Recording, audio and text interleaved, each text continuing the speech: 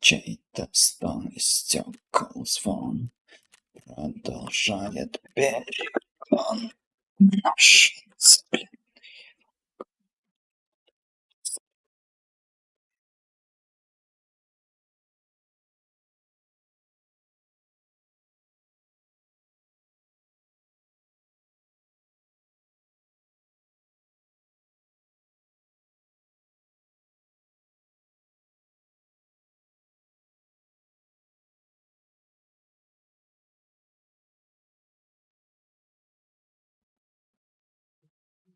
На лету, но без толку эта паника.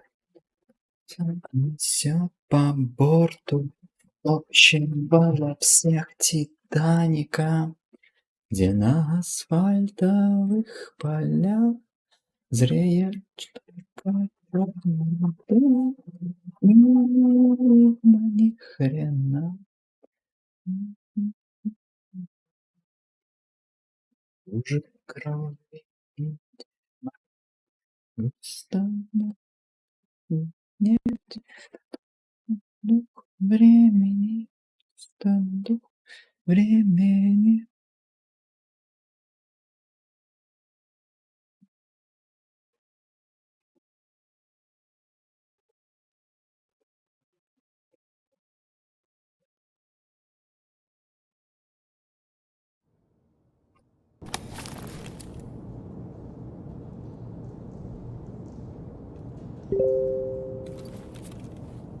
Опа, на 3Б.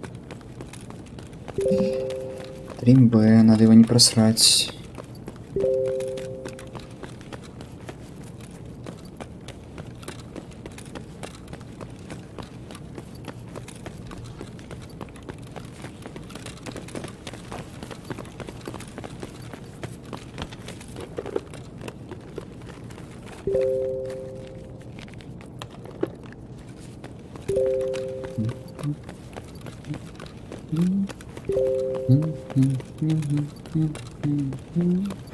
Продолжает перегон наш отцепленный вагон.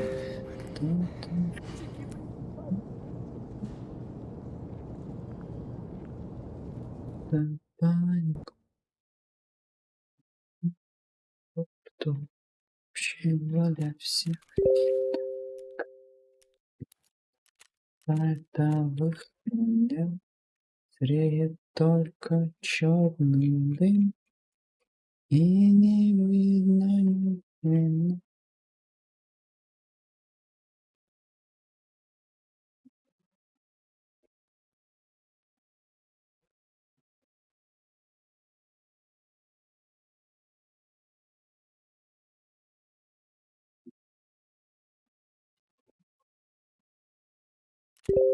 Так, есть ли у меня ночь? Есть. А чем я займусь ночью? Точно не этим.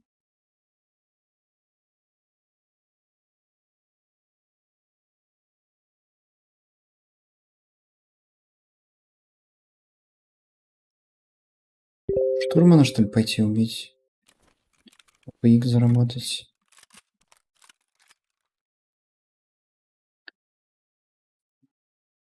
Телефон, чей-то стон истекал звон, продолжает перегон наш отцепленный вагон. Без толку это паника, наш вагон несет по борту общего для всех Титаника, и на асфальтовых полях цвет только черный дым, и не видно ни хрена. Это темени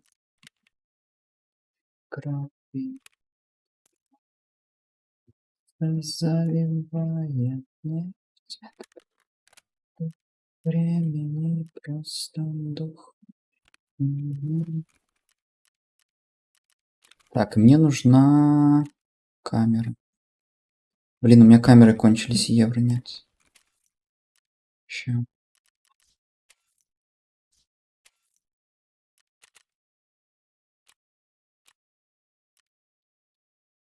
Конечно, сначала евро нужно было купить.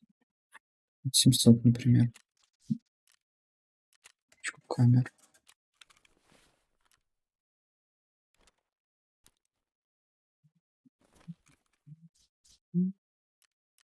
Так, лес, ночь.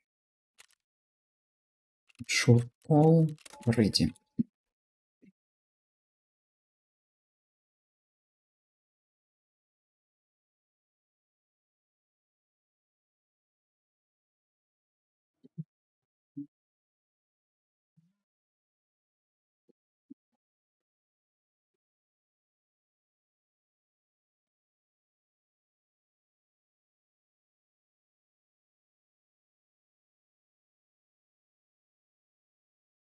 Hey, what's up, guys? I want to say a massive thank you to everybody who took the original audio test. The results were fascinating, to say the least. If you didn't see the original test, I'll link it in the video right now. And for everybody else, let's jump right into the results. The test was broken into 3 sections. Let's start with the first, which was comparing the new Oculus audio system's binaural sound enabled versus disabled in side-by-side identical situations. In each example, you were told where the sound was actually coming from, and then asked to choose which of the samples best matched that expectation. Now, I gotta say that in all of my initial testing, I was entirely unable to tell any difference between binaural on versus off, which was pretty much exactly the opposite of my experience with Steam Audio from past wipes. The problem, though, was that people were constantly telling me that they could tell a difference with the new system's binaural setting on versus off, and that one was better than the other. So before I jumped to any conclusions, I did what any good scientist would do, blind the tests and let the data do the talking. Now first, imagine a situation where rather than making one of them binaural on and one of them binaural off, I instead just played the same exact setting for both A and B. Now my expectation is that over hundreds or thousands of responses is that the majority of people, let's say 60 or 70%, would answer that there was no difference between the two, but some subset of people would get it in their head that there was some subtle difference between one or the other and would want to go with their gut or something like that. So we'd likely see a fairly even split of the remaining people between A and B, even though once again they were effectively the same thing. Now if my original base hypothesis is correct, that the binaural sound setting had no effect on the resulting sound at all, then the result we saw from these examples would match that sort of pattern. Well, it just so happens that I tested every aspect of that here, including my assumption of what the results would be if I asked people to choose from 2 identical comparisons. Now the first question of section 1 was just this. Different jumps both with binaural sound off, so there shouldn't be any difference at all.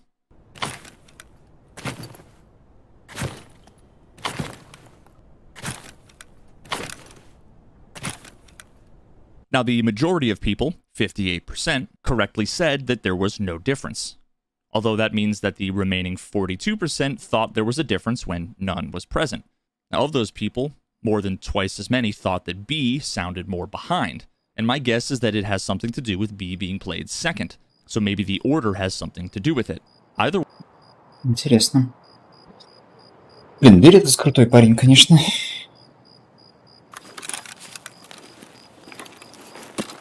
Где? Угу, понял. Блин, а я же на сектантов могу нарваться. Ладно, я застрахован. Сейчас, секунду, я что-то не понимаю. Ага, вот дорога, окей, все.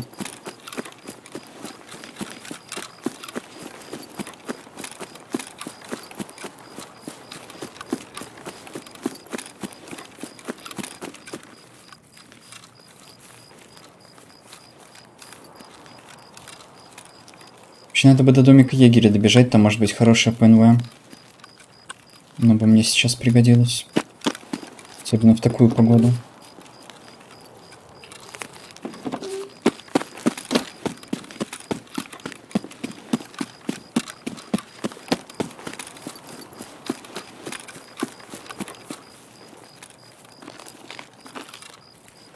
Нужно не пугаться, если меня ударит кто-то ножом.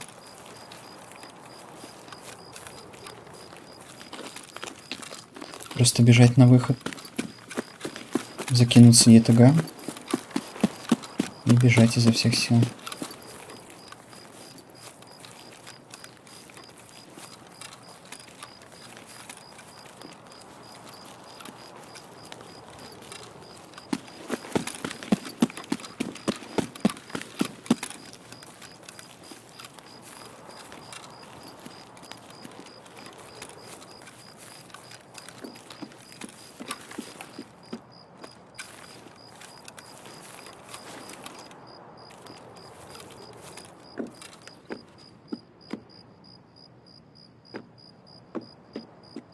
Давай.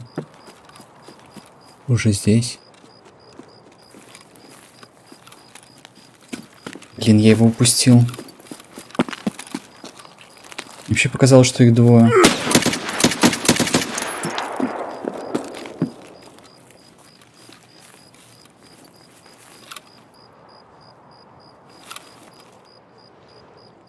Похоже, правда двое.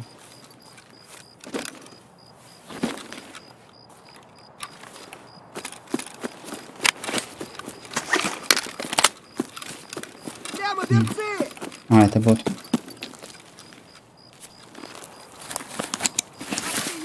Блин, то, что я его упустил, это очень плохо. Ну, кстати, неплохие патроны.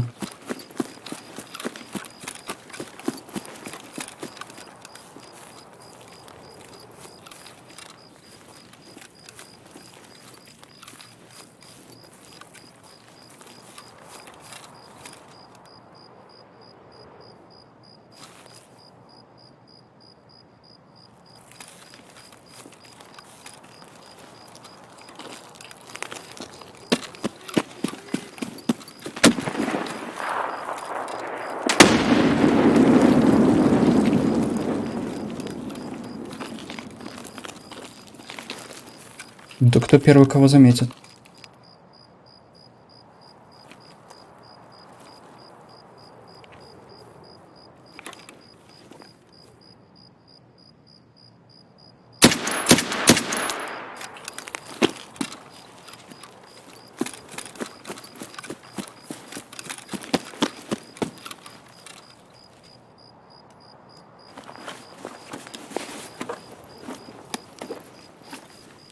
О, куда же еще? В какой-то веке в голову давал я.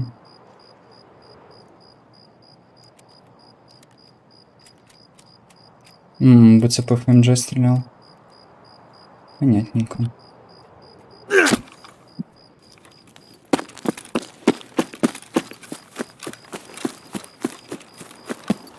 Если бы он мне попал в голову, я бы, скорее всего, был мертв.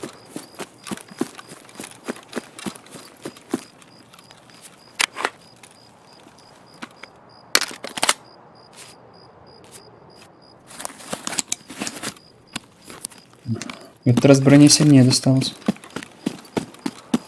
Все-таки их двое, видимо, было.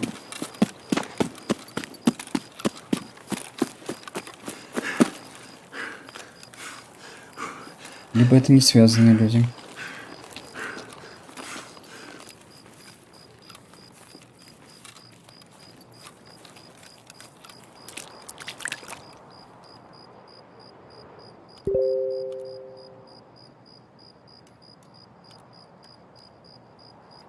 Ведь.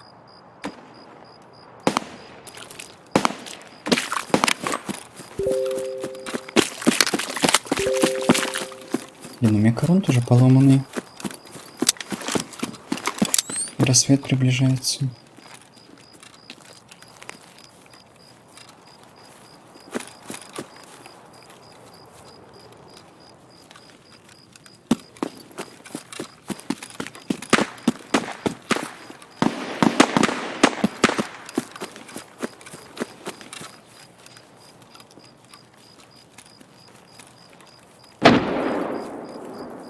На мине подорвался.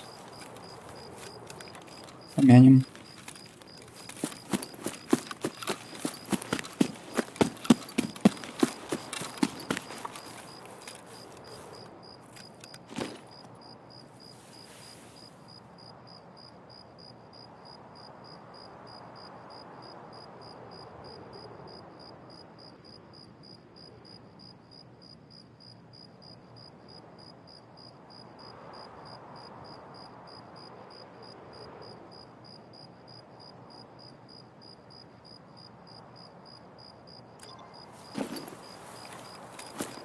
Хорошо. Осталось только на таможню изложить.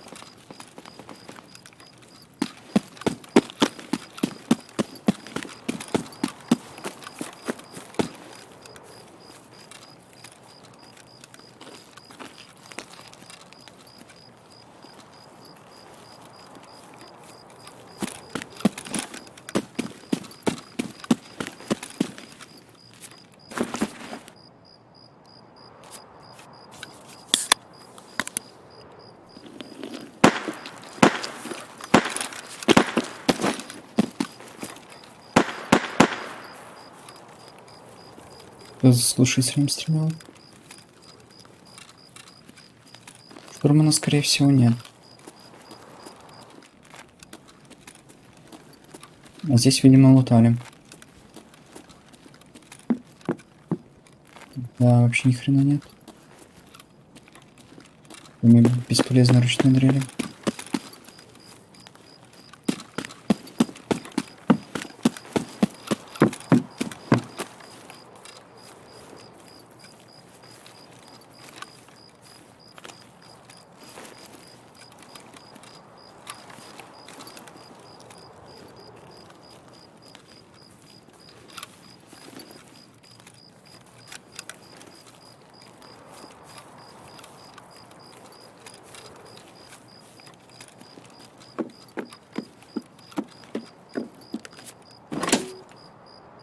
И все, здесь пусто. Угу. И здесь, наверное, тоже, но гранаты-то могли и оставить.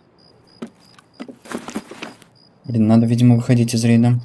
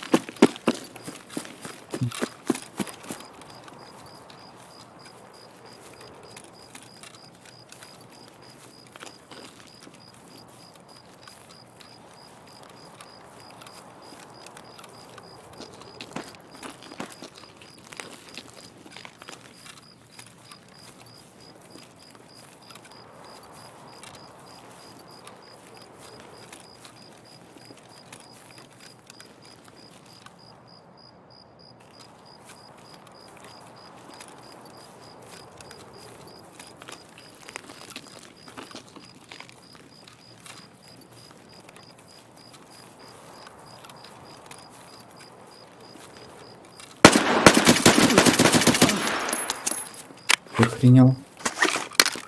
Сидит, блин.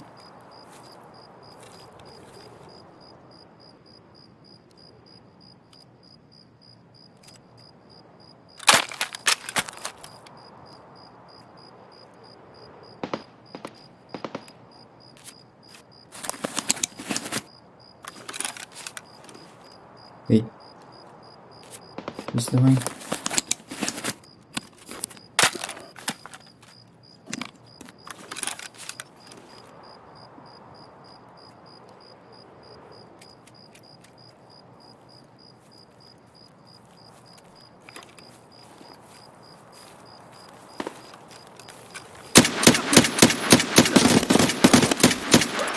Что я плохо стрелял. Это ужас просто какой-то.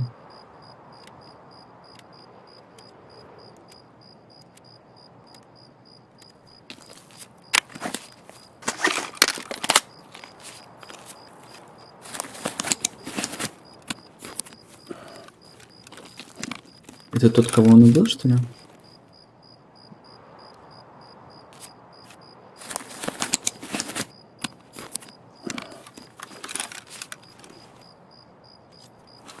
Вот.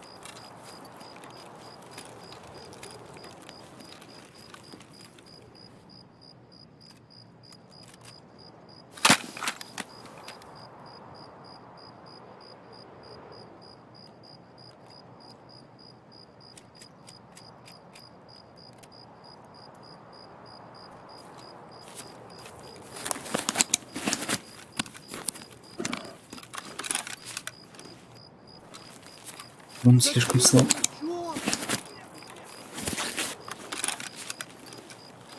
Рука отсюда уже свалили.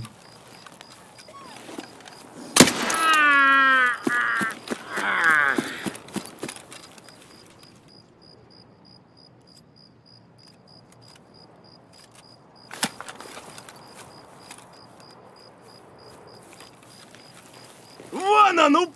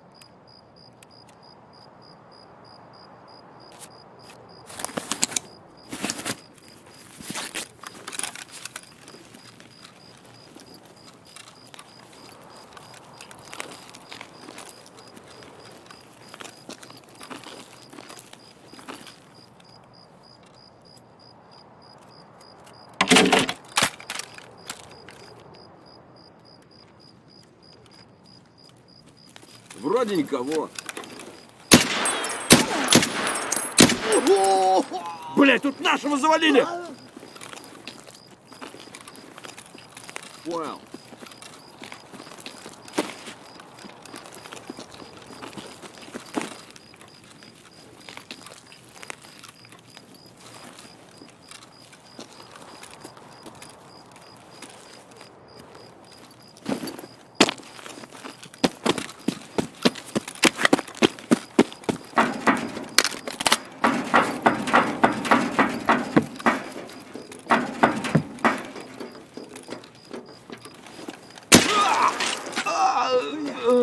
Тут нашего завалили!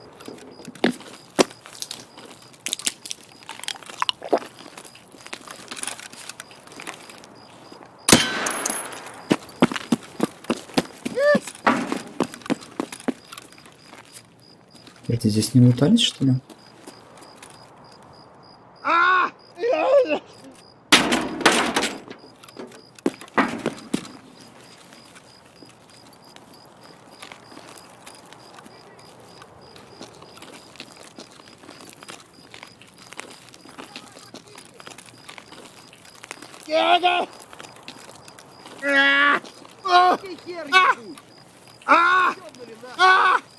Вон! Вот хуй! Левый коронный, правый похоронный! Нет, пистолетчик еще убьет. Хуярь медведя!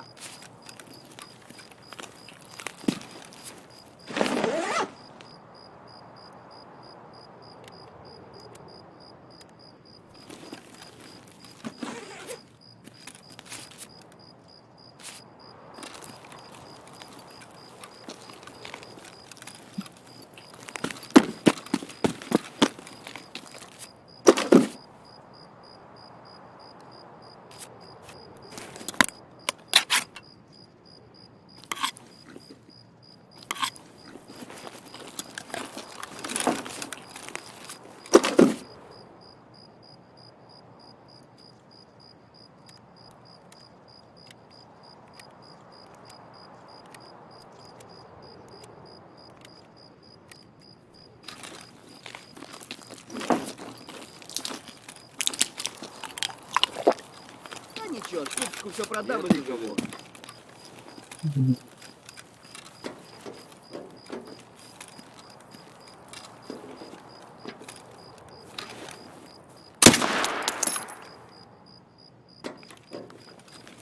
Не знаю, где второй.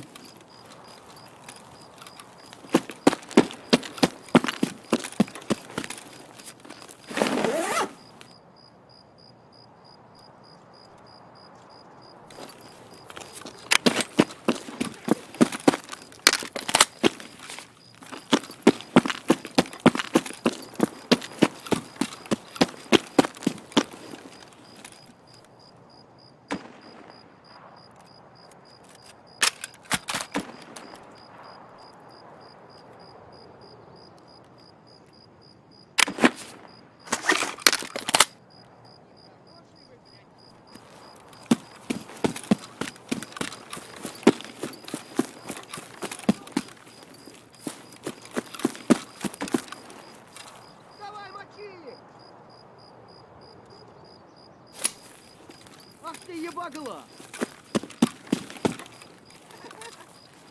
Чё, забыл, кто тебе батон в будку закидывает? Фары врубай, вафел! Вот хуй! На, блядь, живи, сука!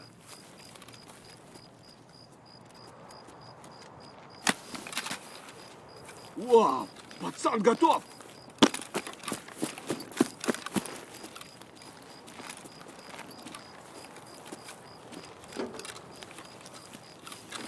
Вон он!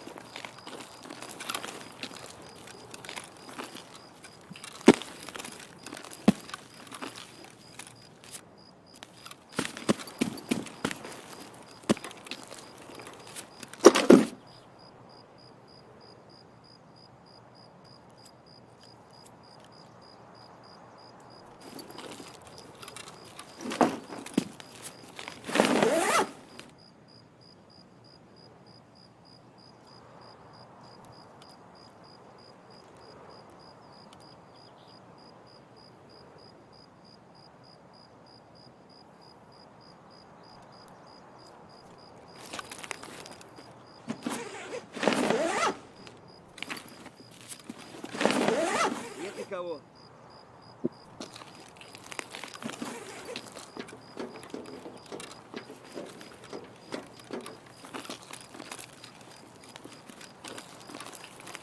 О, кеп!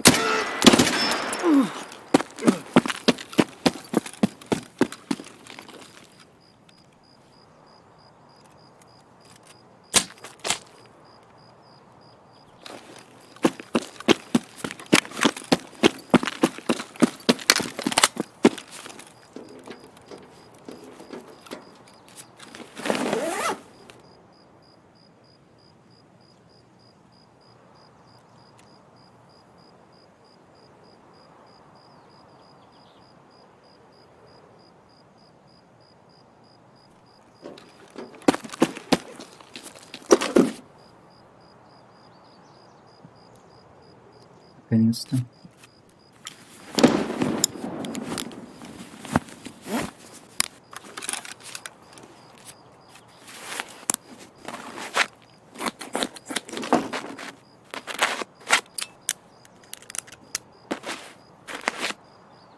Может, я еще воду под конец рейда найду?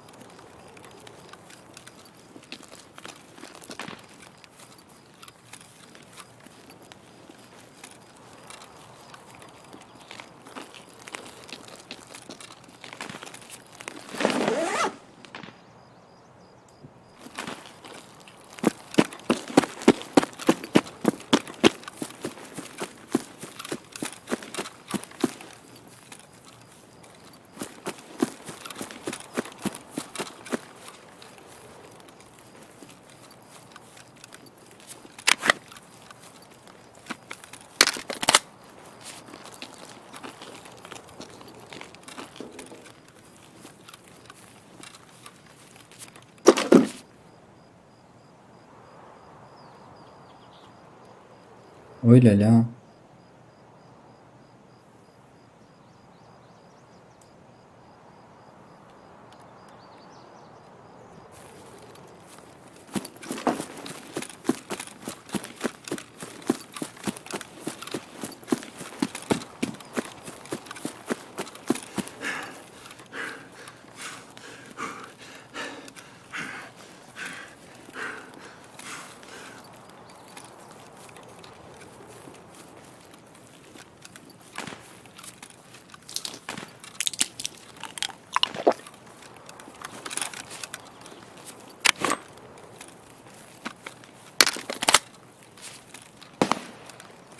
Вода-то есть у меня.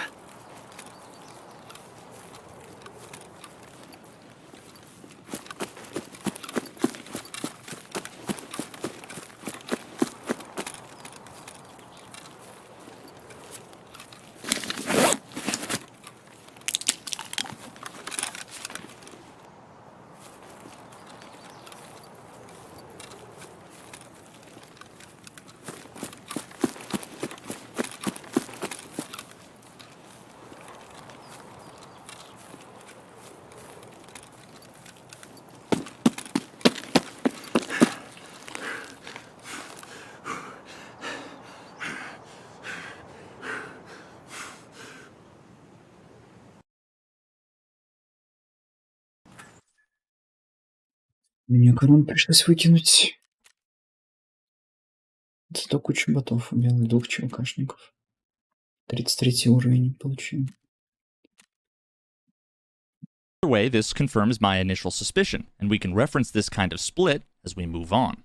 Now, looking at the results for number 2, 3, 5, and 6, we can see a similar sort of answer distribution, with no difference between binaural on and off being the most common answer, with the remaining minority unable to decide which was better.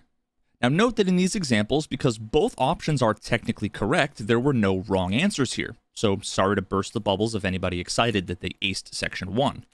Now, I did throw a little bit of a curveball. Questions number 4 and 7 were a couple special cases I tossed in here for good measure. They were actually audio samples from Last Wipe with Steam Audio's binaural sound on versus off.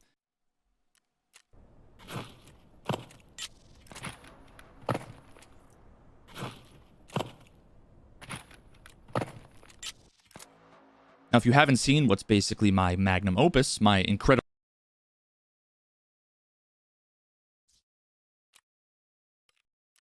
Кто купил мои линзы? Я богат.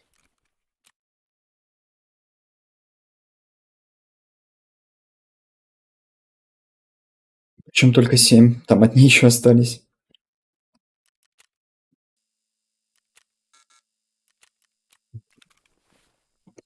Место в схроне все. Да, там же еще толсет нужно положить.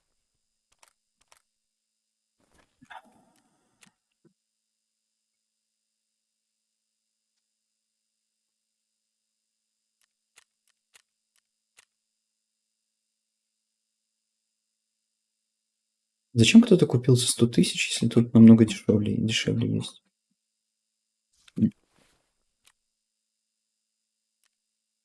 Пайра за снайпер. Понятия не имею, кто это. Так. Ладно, благодаря ему я снова немножко богат. Что ему большое спасибо.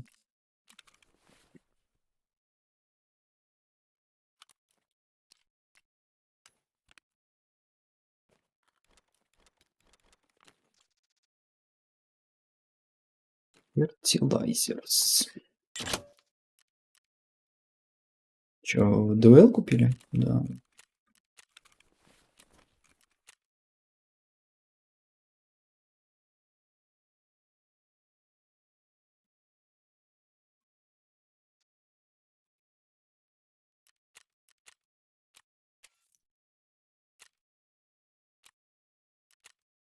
Остались последние кондоры.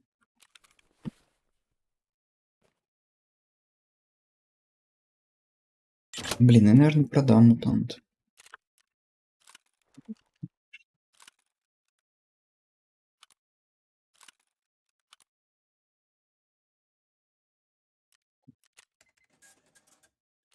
Это нужно.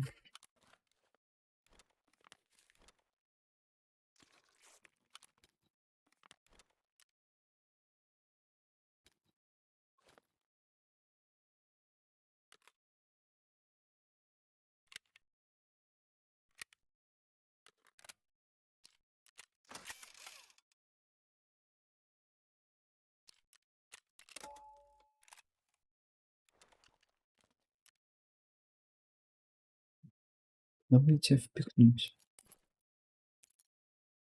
Точно ключик от коттеджа. Я уже забыл про него.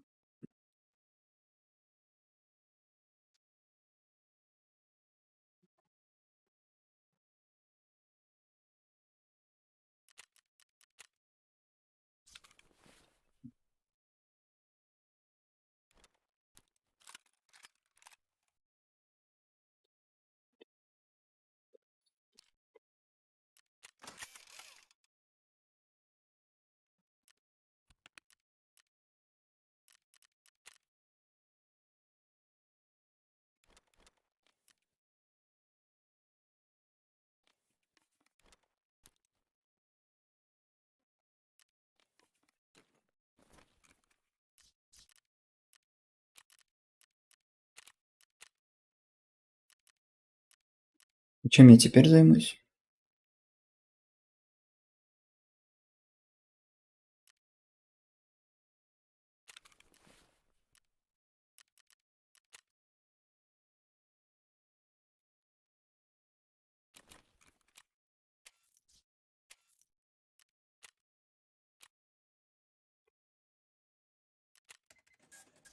Теперь я пойду куплю 2000 евро. С этих денег куплю себе 3 Wi-Fi камеры. Возьму одну из Wi-Fi камер с собой. И пойду на таможню.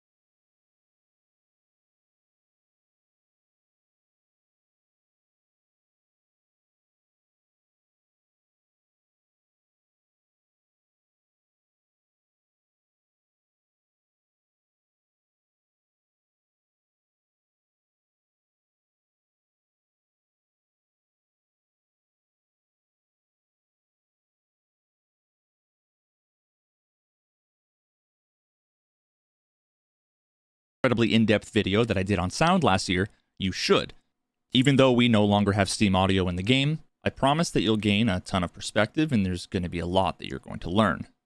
Now, the samples I used for 4 and 7 were ones that I used in my video last year, and at the time I highly recommended enabling Steam Audio's binaural sound in Tarkov because I believed it to be massively better for sound localization, especially for front and back. Now, the results from my previous test demonstrated that to be the case, and they did for this as well.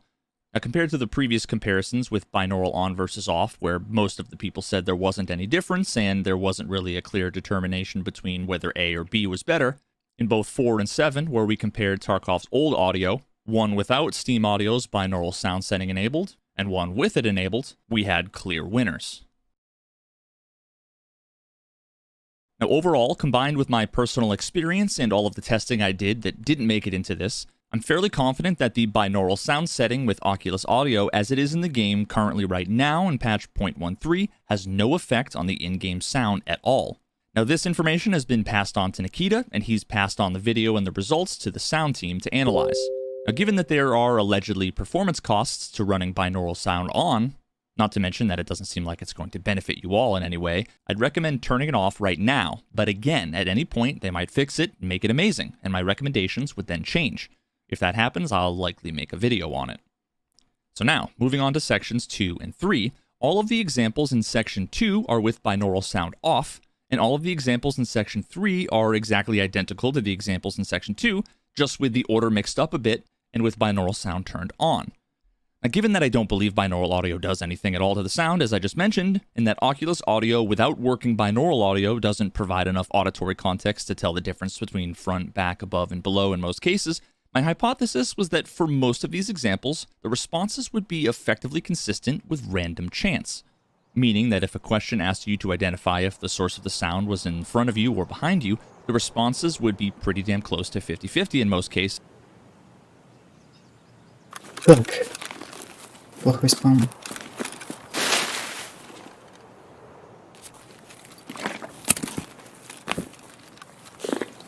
Девятнадцатый метаболизм.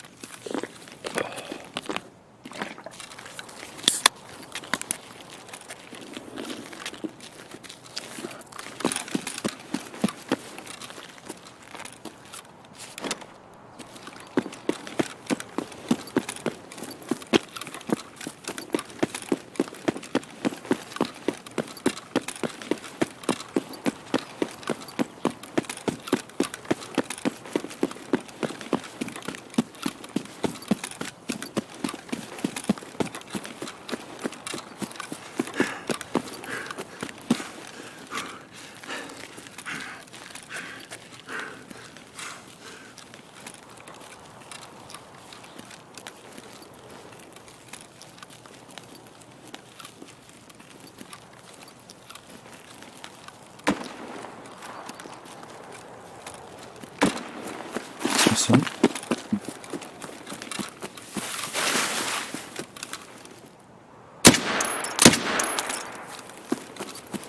Пистолетчик.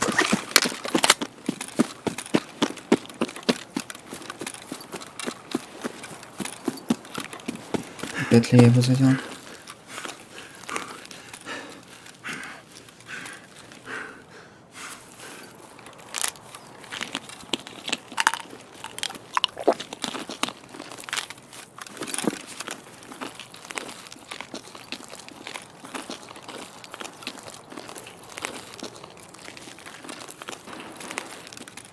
Почему?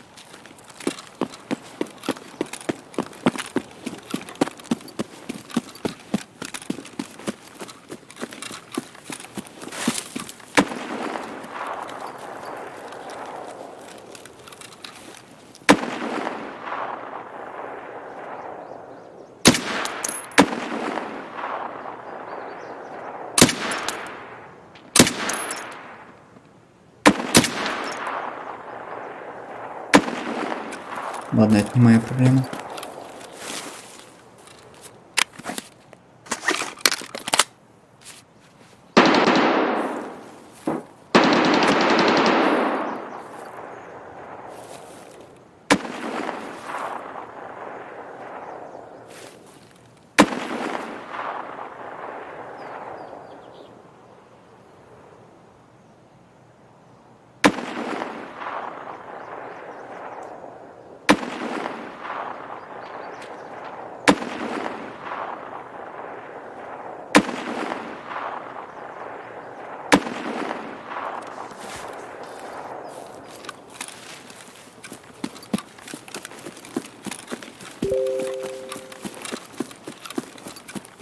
Теперь надо бы полутаться.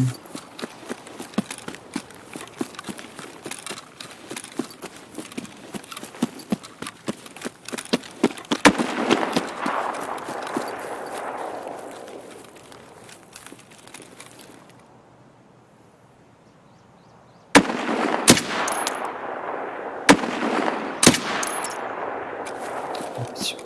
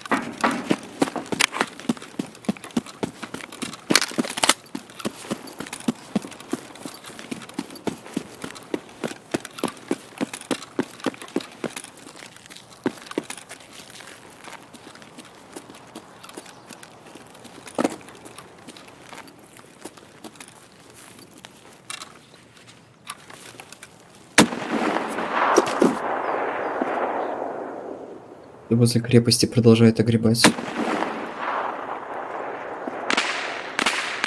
О, наконец-то начали отстреливаться.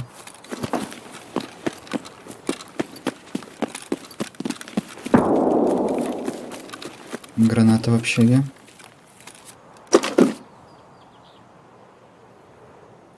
Небольшая вероятность решала. Вторая граната в общаге. Третий будет? Хочу ли я? Но я, по сути, теряю только РФБ. Блин. Решала, скорее всего.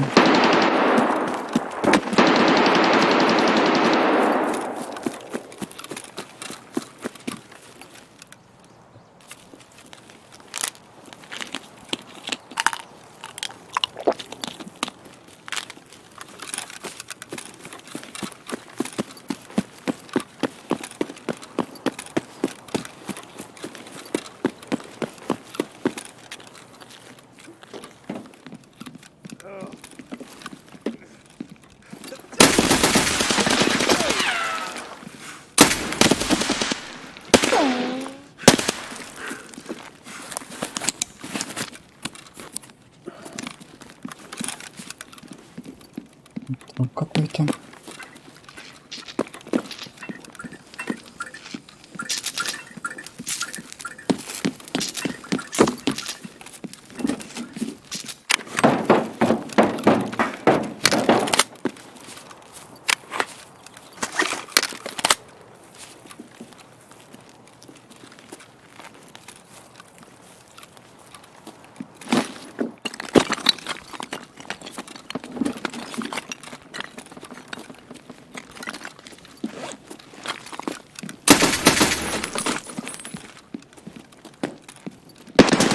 Не понимаю, где второй.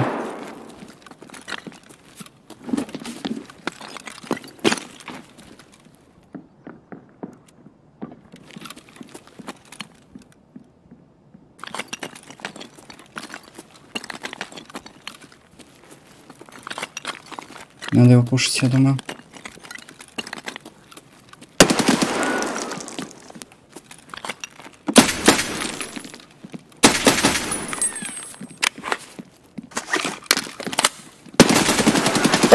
Я не слышал, что он подходит! Я слышал, что он двигается. Господи, какой плохой звук в этом вайпе! Это ужас просто! О, как я страдаю от звуков!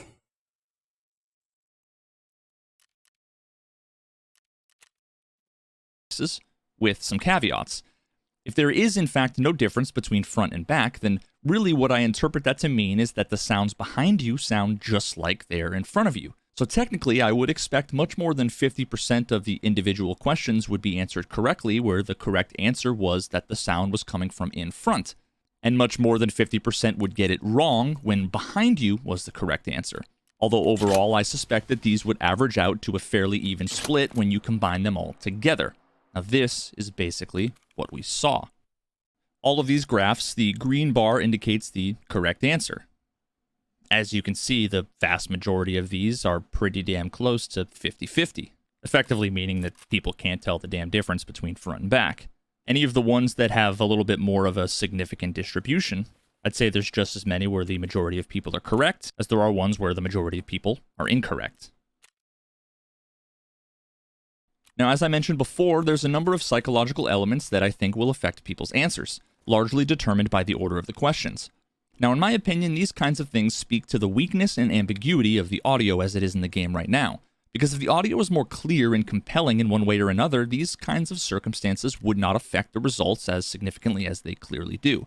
For example, if you start with sound samples that are in front of you, when the audio is clear and sounds like what most people would expect if it was coming from in front of you, then if you play another sound sample that's located in front of you, but it's in a slightly different situation, like let's say you're indoors and the footsteps are a little bit more distant, that contrast in volume and partial occlusion is likely going to be enough to make people think that it could be behind you instead.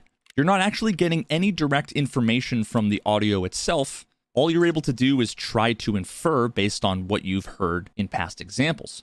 Now, we see this exact thing in questions 1, 2, and 3 in section 2. In all three of them, the audio was coming from in front of you, and most people correctly said in front for the first two, but then a significant portion incorrectly answered behind for the third, even though it was in the front, because in this situation, again, the footsteps were more distant, and there was some partial occlusion between being outdoors versus indoors.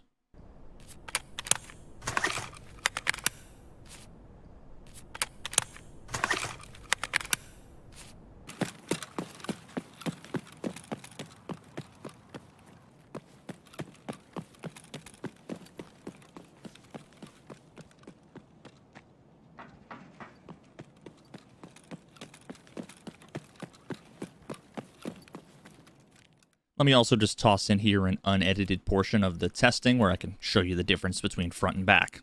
Or, I guess, lack of a difference.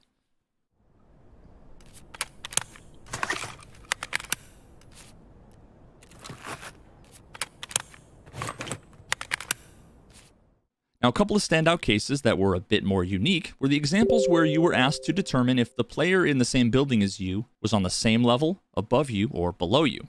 Now, all of these examples were taken while you were located inside of the factory third floor office. There were 3 cases compared here. One with the player in the third floor hallway running around while the door was open, one with the player running in the same way in the third floor hallway but the door was closed, and one with the player running on the first floor.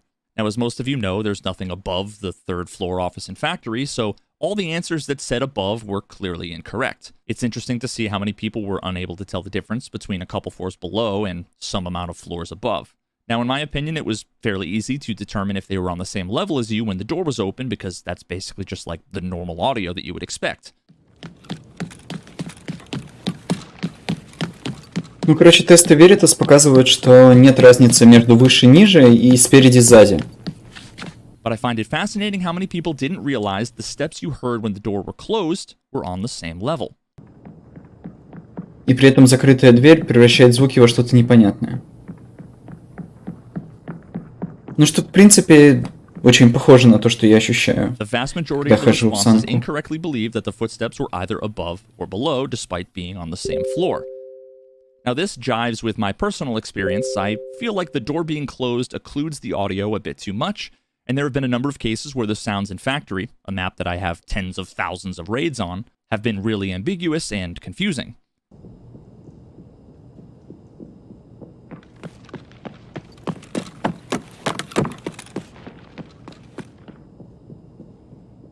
Now, perhaps this is a case where we just need to get used to it, but I think there's also a lot of tweaking that needs to be done to make it more natural and intuitive sounding in all of these different situations. Now, I did sneak in one more Steam audio example in the last test, number 11, in section 3, which directly followed a nearly identical Oculus audio example, both where people were running behind the player.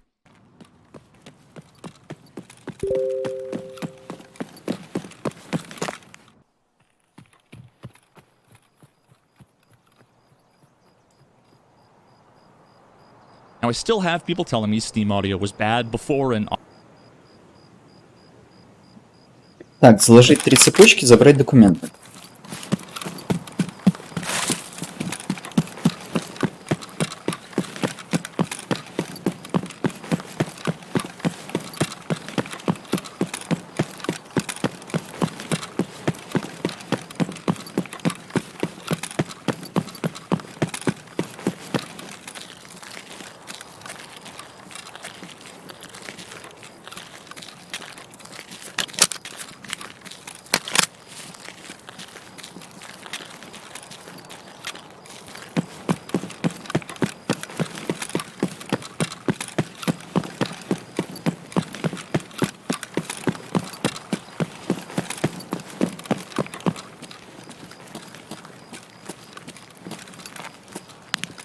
Какой интересный прицел. Я ожидал чуточку другой.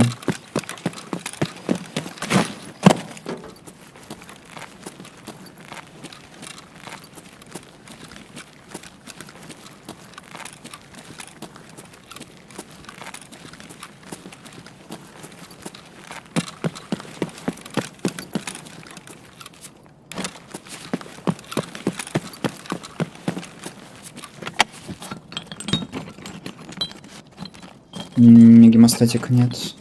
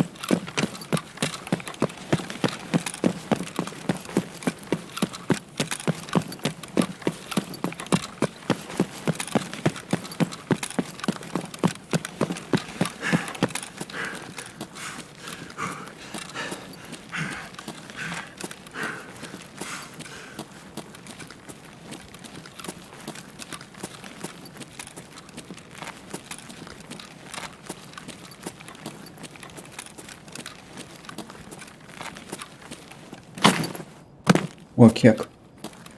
Как мне тебя взять?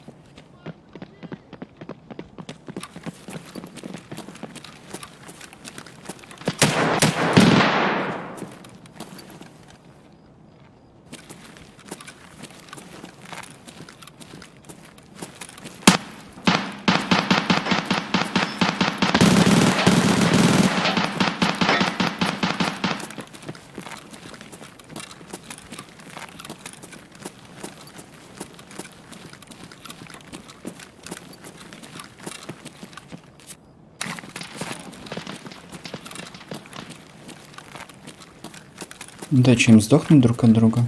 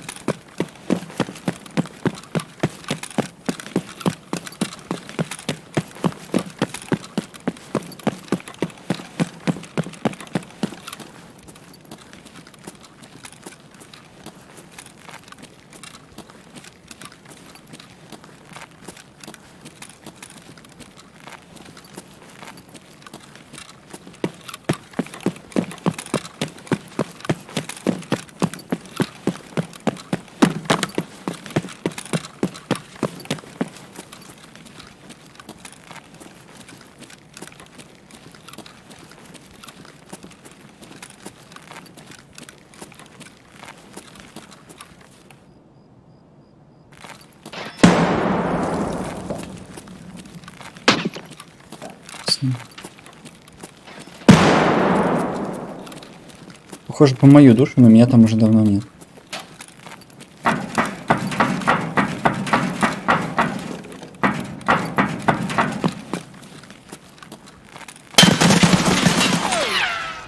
Ну, ясен хер.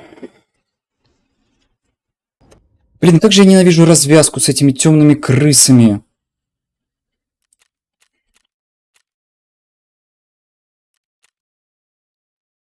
Oculus Audio is amazing now for 3D localization. It's true that BSG's old occlusion system resulted in you not hearing things in many situations when you should have, although note that Steam Audio had nothing to do with occlusion, by the way, at that time. The new occlusion, that I can only guess is some combination of their old base audio occlusion and the Oculus occlusion, often does not occlude sounds you shouldn't hear at all, or doesn't nearly occlude them enough, which can lead to extremely confusing moments in raids. Sprinting. You're sprinting towards me?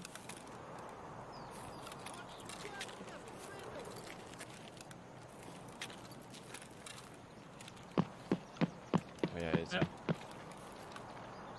Yeah, sounds a bit fucked in the game right now. Yeah. They really, I don't know what they're doing. You sound a lot closer than you... Then I am. Yeah, Yeah, yeah. exactly. It sounds like it's right next to you. I would argue that these examples are far worse than the ghost sounds people used to complain about with Steam Audio, but that's of course my subjective opinion.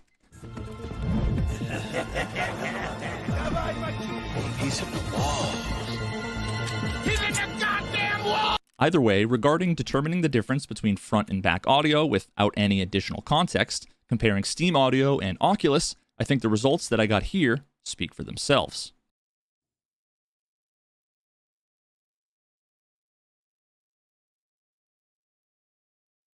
Now, the last case I haven't yet talked about was the case in which I asked if the player was above you, below you, in front of you, or behind you. Now, in all of these examples, I was standing in the lobby of one of these buildings here, and my teammate was basically running around in circles on the second floor right above me. Because of the occlusion and the phasing or something about the audio, I personally find this really ambiguous, and I think that the community results back this up.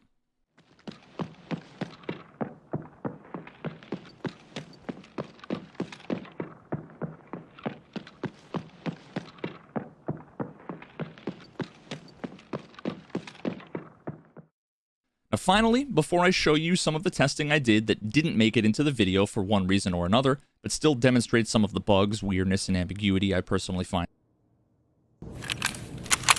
О, ОФЗ. Сейчас бы не сдохнуть. Может просто выйти? Что со мной? А, у меня альт зажат.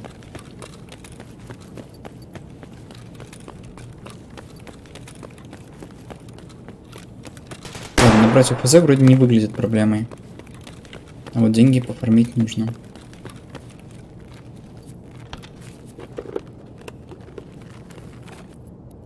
Ой, понятно.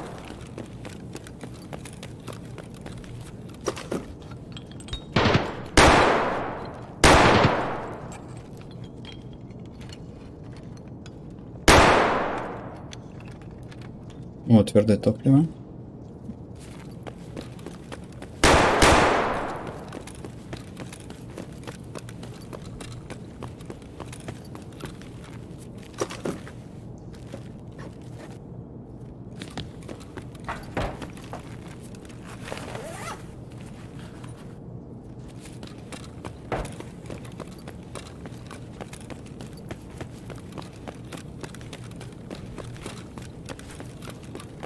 А вот тут кореш мой бывал. Гага изи.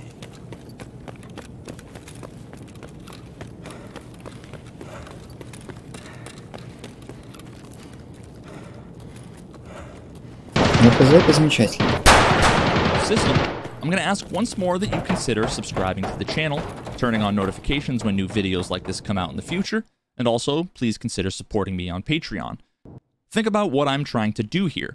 I'm attempting to educate the community while at the same time providing entertainment, as well as supporting evidence and constructive criticism for serious issues with the game. Specific issues that nobody else is talking about and potentially nobody would have known about or believed without this kind of work. I'm not turning these major bugs into clickbait drama news videos. I'm not trying to stir up controversy for clicks. I genuinely believe I'm doing the best work I can for the Tarkov community and for the game itself. And if you agree, please consider becoming a patron. It'll keep me motivated to continue doing more like this in the future. I hope all of you had a fantastic holiday and a happy new year. Thanks for watching.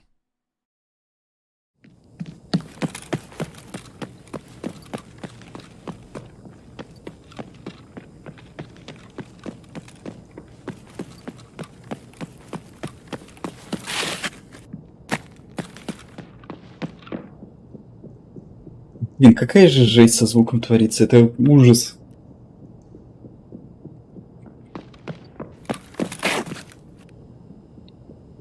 Опа, что тут было?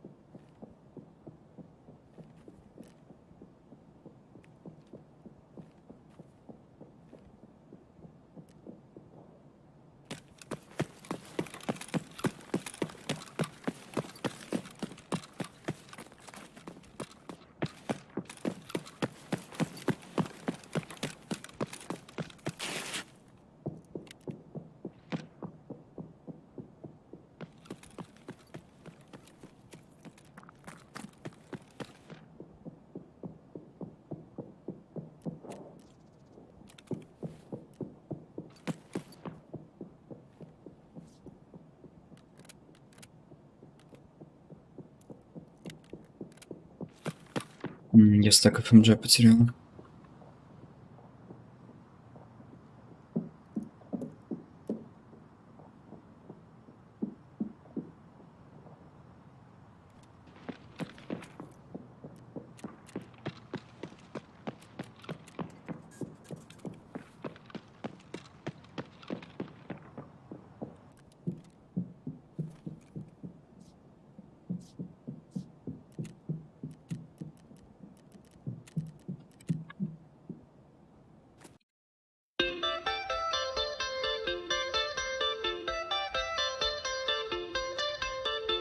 Late last summer, I began leaking information about what people should expect out of Zen 4 X3D. And the first and probably to this day most interesting thing that I leaked about Zen 4 X3D was a set of benchmarks that, at a minimum, I argued back then, pointed to Zen 4 X3D's uplift being at least comparable to the boost that we got from X3D technology with Zen 3, and it could be possibly better based on some of the results I was seeing.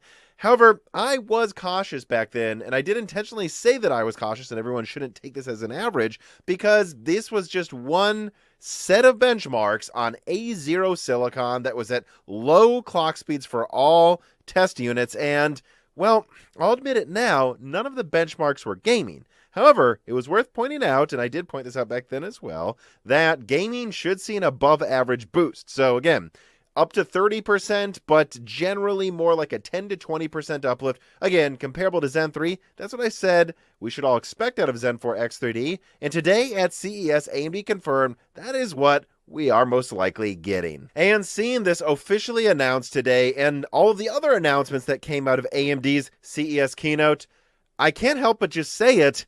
I think Intel is in for an insanely rough 2023. And in fact, I think saying that it will be a rough year for Intel is an understatement. I think this year, and possibly at least the first half of 2024, is going to be a complete bloodbath for the company. Especially when it comes to mobile products, it seems like AMD has just ended the Intel question for the foreseeable future. I mean, let's actually start though with desktop. X3D's performance boost that we're seeing, it kind of looks like up to 30% depending on the games you see benchmark, but certainly somewhere around an average 15% increase. There is no way the i9-13900KS is going to do anything to the X3D products. Maybe I actually think Intel will be able to keep a 5 to 10% multi-threading lead with the i9-13900KS, but that's going to come at the cost of using probably 2 to 3 times the energy of AMD's X3D models, and it's going to just lose gaming. And if you actually wanted multi-threading performance, the elephant in the room is that AMD can drop a Sienna-based budget Threadripper system with 32 Zen 4 or Zen 4 X3D threads whenever they want around the second half of this year. And then in terms of workstation, they can just drop a 96 or 128 core product as well. And the entire HEDT and work.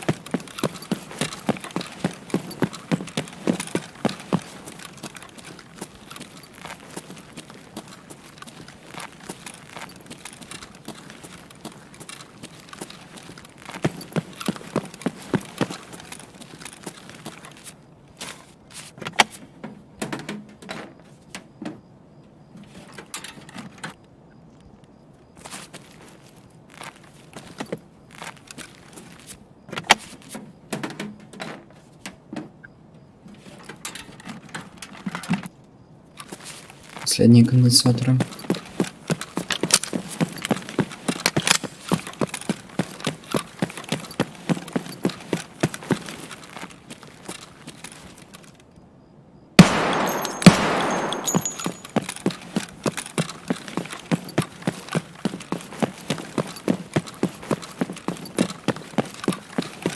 Вали хуесос!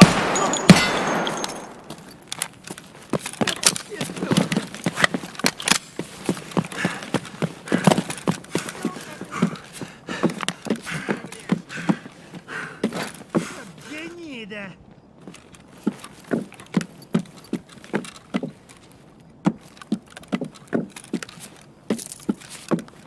Ладно, тип!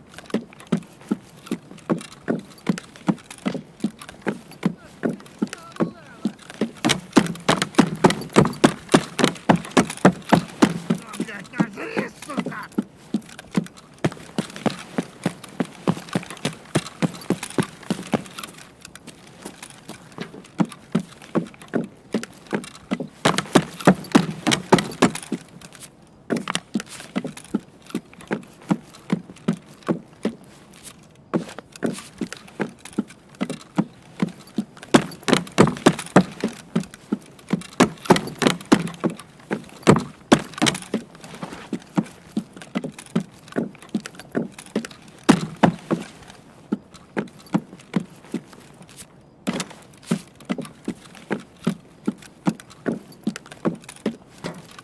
Я слышу прыжок.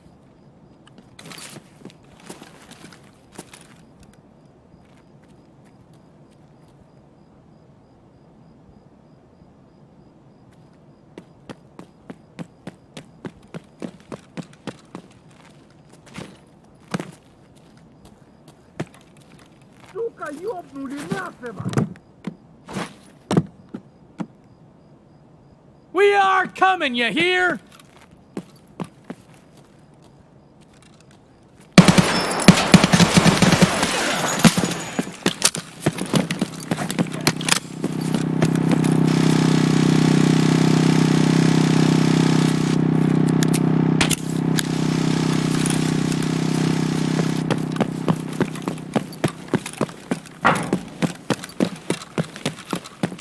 Я сумел руку сломать.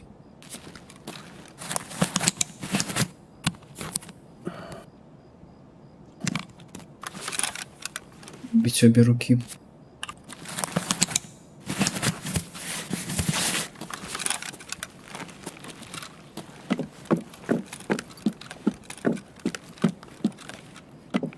Ну, вообще знал, что я там.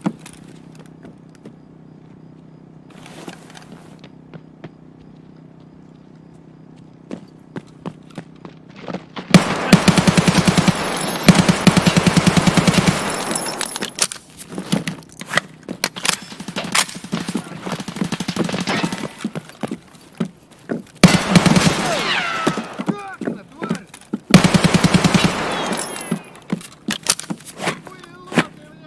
Хуело ты, конец тебе! Есть второй. Не знаю, правда, насколько близко.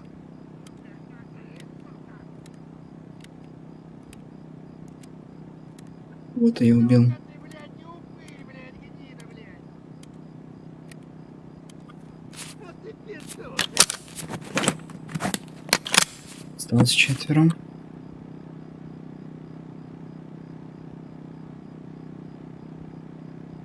Ближается. Хоть и непонятно, насколько близко.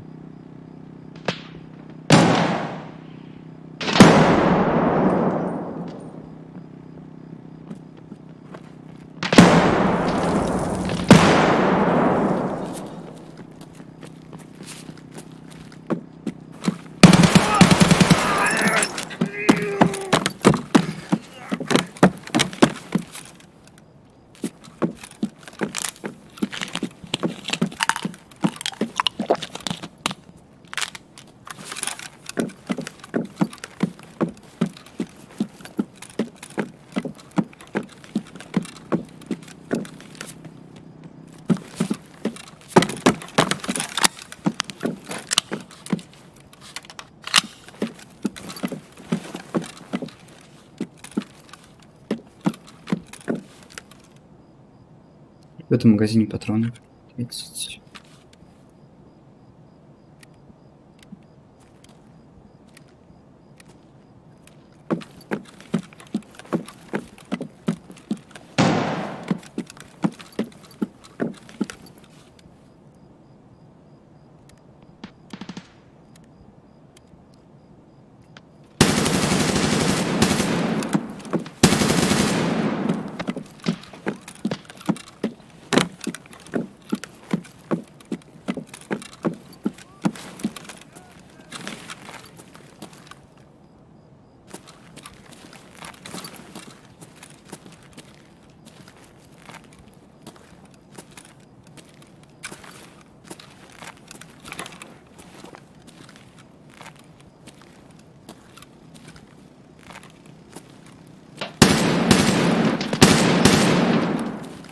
А, они вообще за стеной.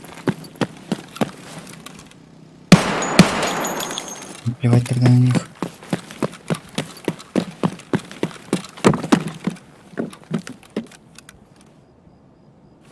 Попрыгнул недалеко.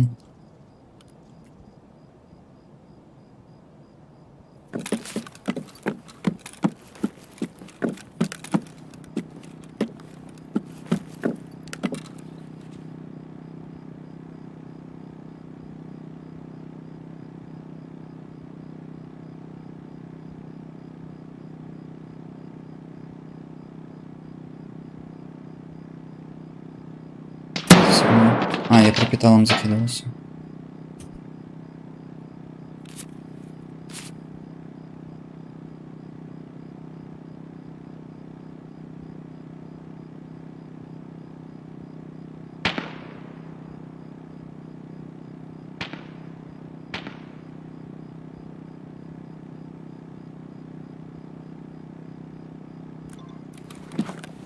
Ясно.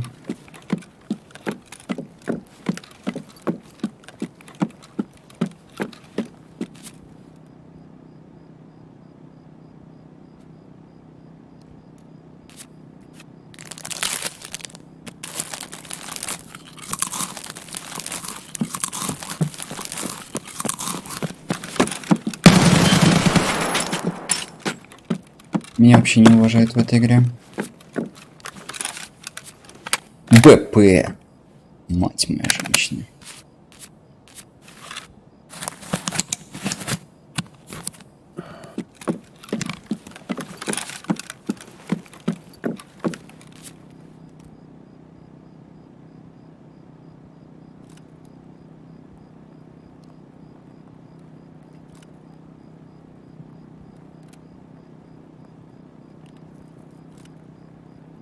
О, перелом лечим.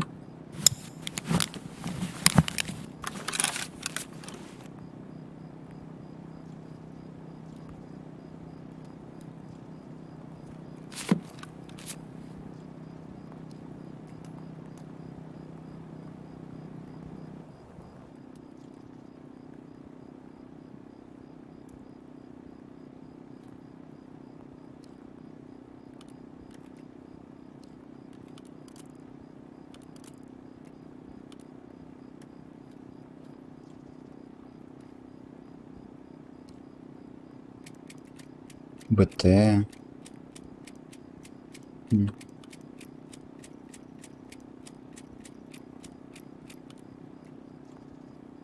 Всего 4 БТшки.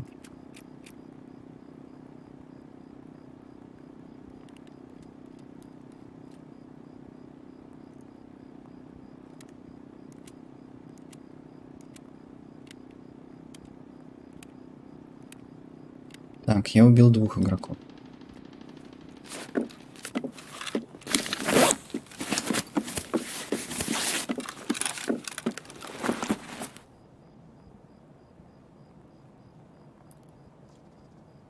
«310-й» хороший ключ.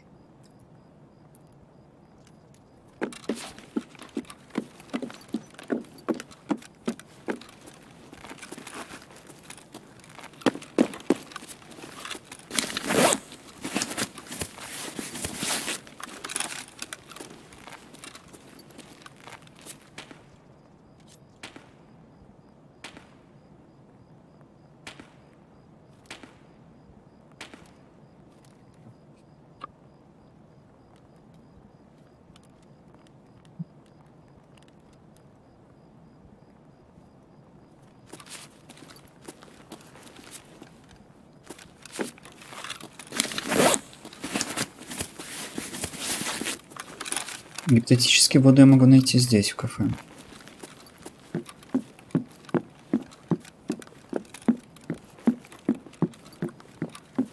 Нет, не похоже. Придется за ней бежать. Еще я хочу золотые цепочки с биткоинами проверить.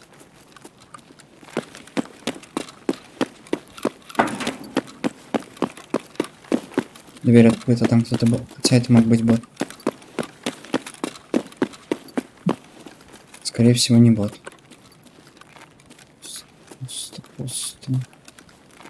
Пусто, пусто. Ладно, не буду дальше проверять.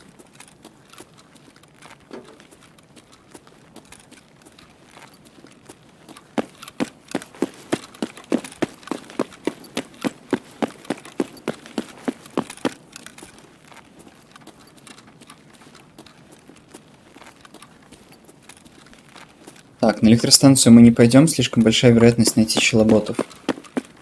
Мы сейчас сходим попьем, сходим в офис Гашана, заберем квестовый итем. Внутри пройдем через весь торговый центр, дойдем до Икеи, заберем там квестовый итем и просто выйдем. Если получится, то это плюс 2 квеста. Плюс мы заложили цепочки для третьего, плюс мы сделали 2 килла для третьего. То есть это будет супер успешный рейд. Еще и магазин БПшек нашли.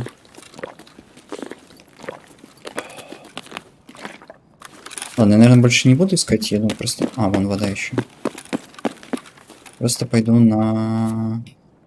по квестам, по своим делам дальше.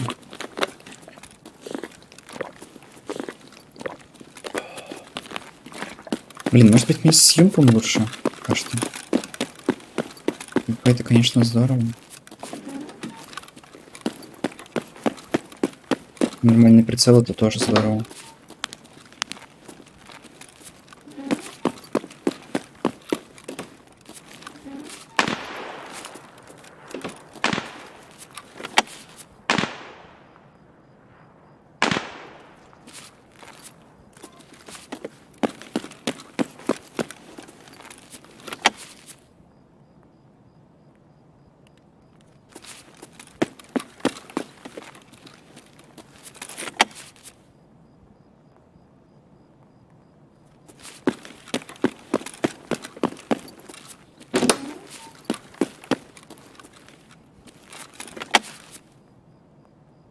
Моторы не очень дорогие, но я их ношу за отсутствием чего-то более ценного. Заносит мне из-за них изрядно. Может, стоит их выкинуть?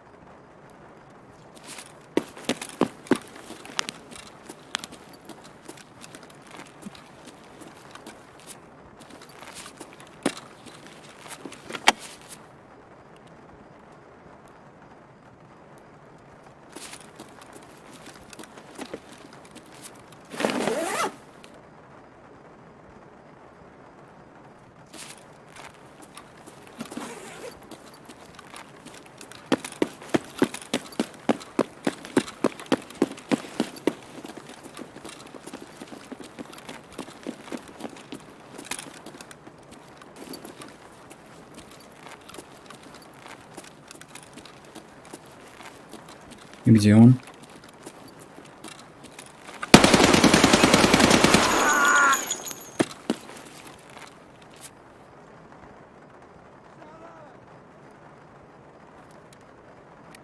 Ты же не станешь меня убивать через весь коридор, правда?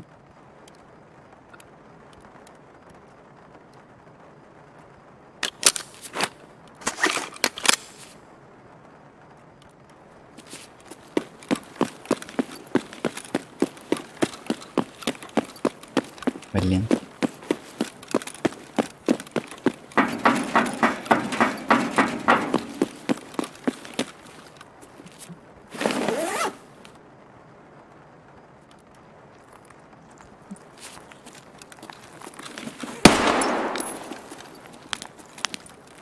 Там еще кто-то был. Я не буду лутать этого. Да, второго. Лучше я минимизирую риски.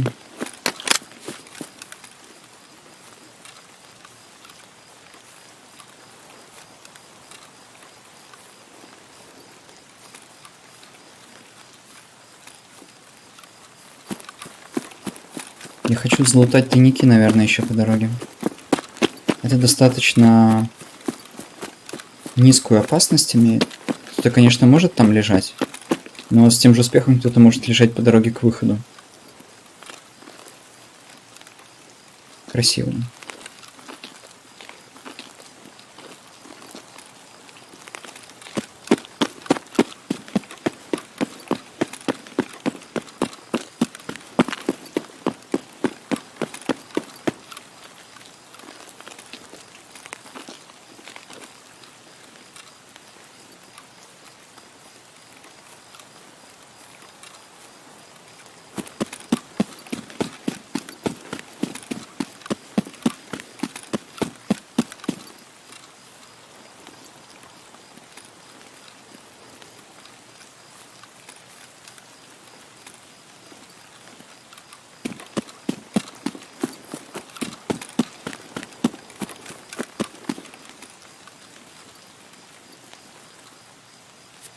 Ага, кто-то здесь был, вон клин лежит. Валим отсюда.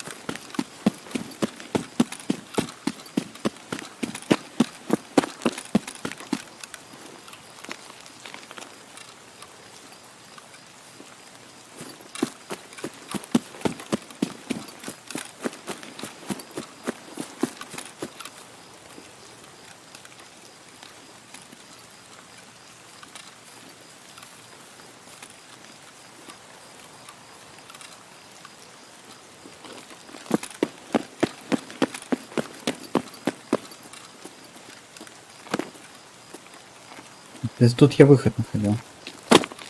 Ладно. Подождите, у меня нет выход, у меня мирком?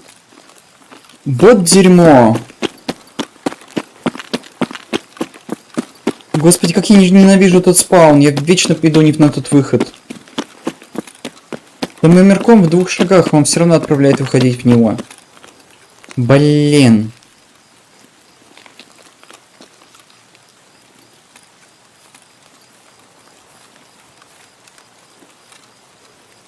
Ну... По еде и воде я дойду, конечно. Меня больше дикие смущают ночью. И ЧВК, соответственно.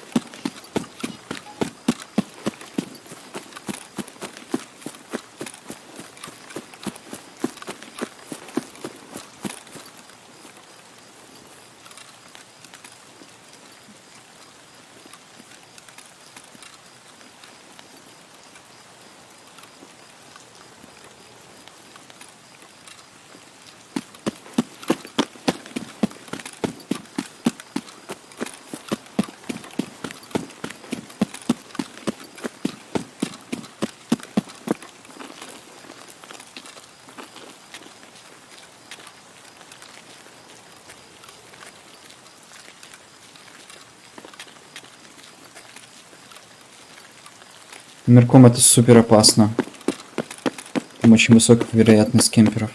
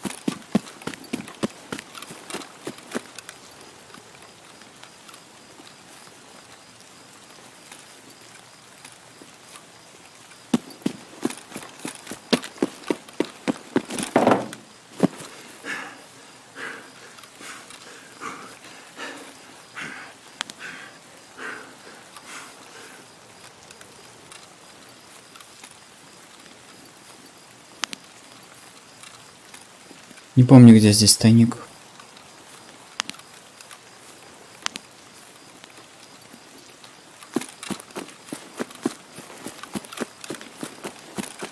Помню, только чуть дальше между двух кустов, типа этих, но не этих. Что ЧВК? Я думаю, это ники залутаны уже.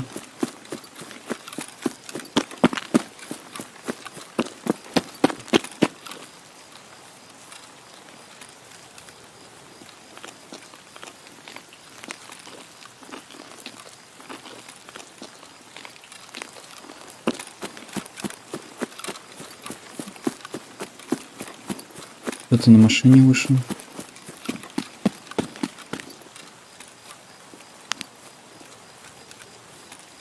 Там.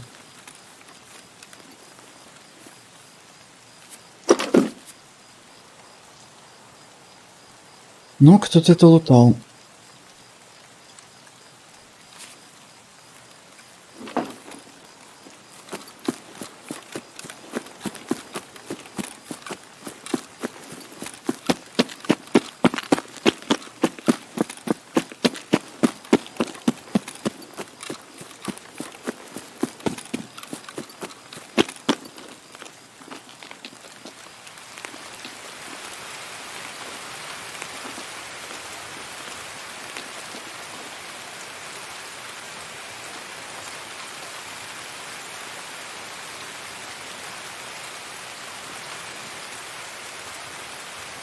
Еще один труп.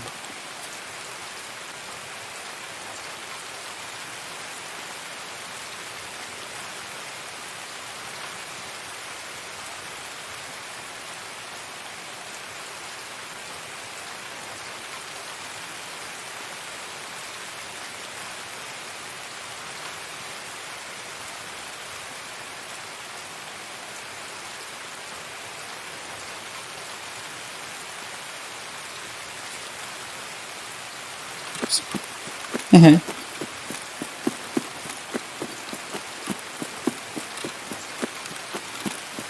Я забыл, что этот фонарик включен.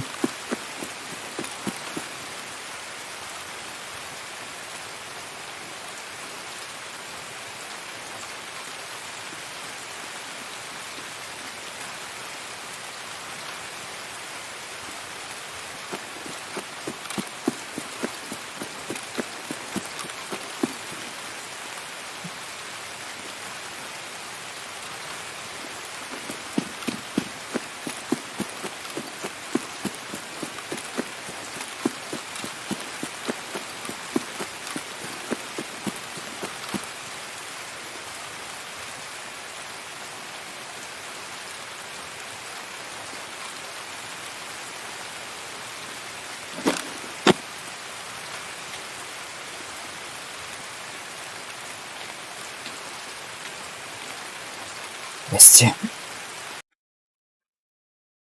Workstation argument with Intel will be gone. So the one thing that Intel could really argue, multi-threading, will be a moot point if AMD decides to make it one, if AMD releases Threadripper products for both HEDT and Workstation and just crushes them across the board. Because genuinely, I don't think Intel has anything else on desktop. They're not going to have the gaming crown. They won't have the multi-threading crown if AMD decides to compete in Workstation and HEDT. And when it comes to literally anything else, including pricing across the entire lineup, it wasn't just X3D that was announced today. Although AMD only really alluded to it a little bit during the video presentation, they did put out a press release confirming the non-X versions of Zen 4. And these products are all priced, well, a lot cheaper than the X variants MSRPs are, while offering about the same performance. And they even come with a nice cooler, not a cheap cooler, a nice cooler. And so I just don't see what Intel's going to be able to say on desktop this year at all. They're going to lose gaming. All their products are going to be overpriced. They're going to use significantly more energy. And if you want multi-threading, AMD can just raffle stomp with Threadripper.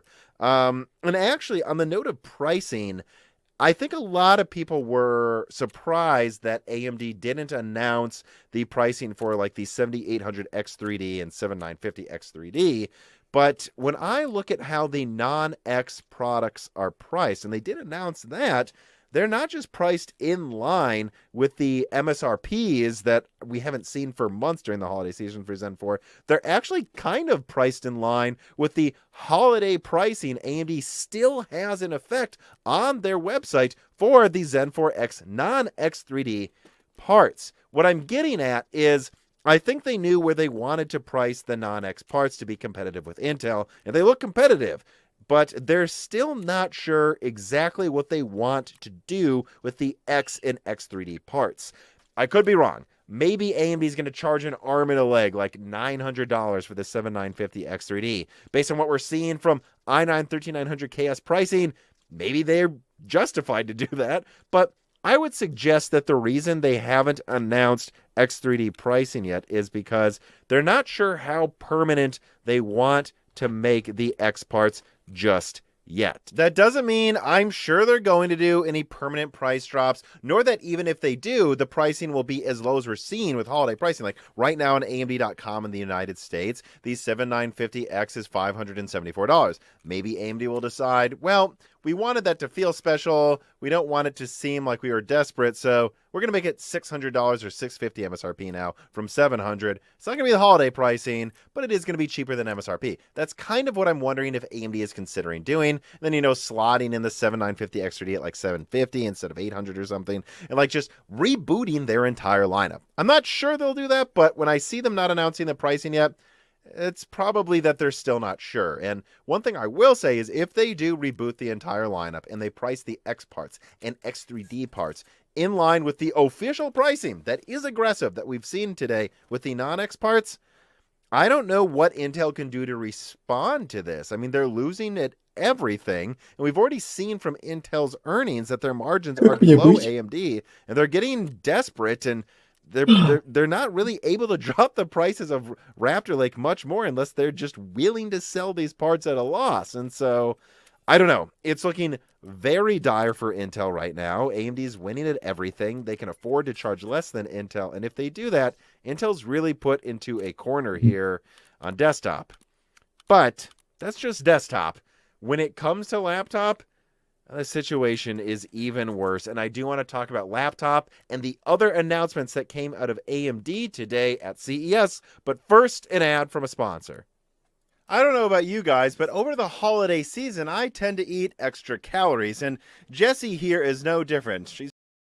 We talked about desktop, now let's talk about laptop, and let's start with Phoenix, which is, of course, a 4nm product that will be competing with Intel's 10nm products, and surprise, surprise, 4nm beats 10nm by a lot. AMD is going to offer 30-hour battery lives, a cutting-edge AI engine from Xilinx, and they could beat Intel's, at least Alder Lake, gaming laptop products in CPU performance by 20% before we even talk about Vcache variants or Dragon Range. I'm not going to spend that much time on Phoenix here. I expect Phoenix to absolutely humiliate mobile Raptor Lake, and it should, considering the technology gap we have here. And Intel has nothing until Meteor Lake, which is, as I've recently leaked, at least half a year away and possibly a year away. This is going to be really bad.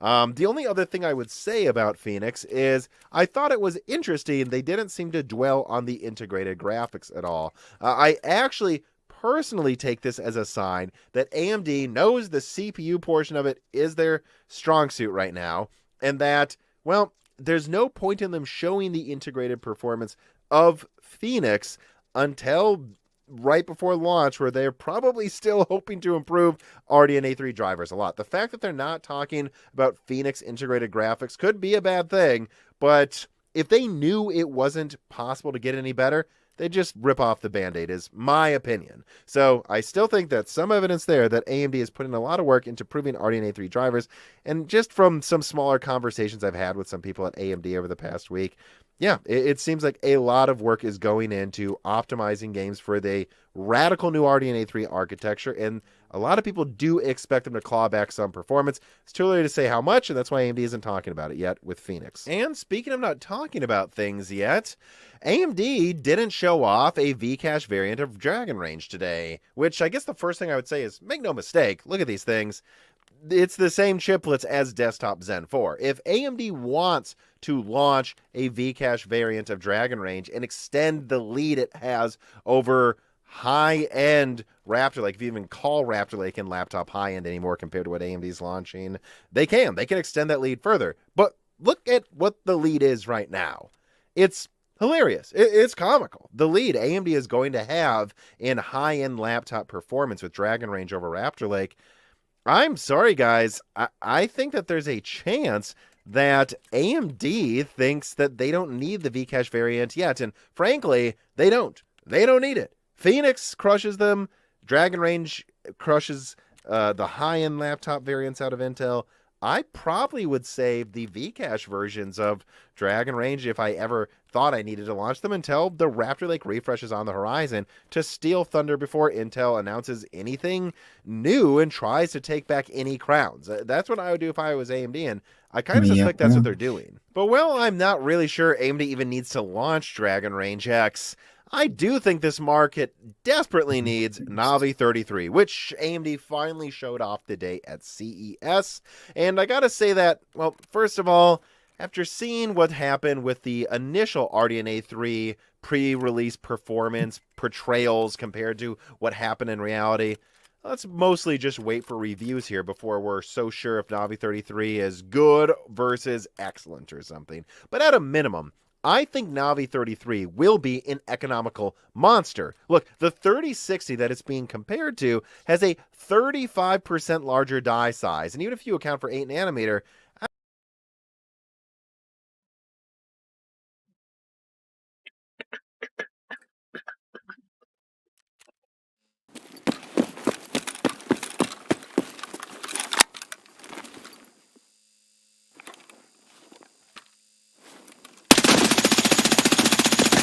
Ну, стартовая отдача огромная, как и ожидалось.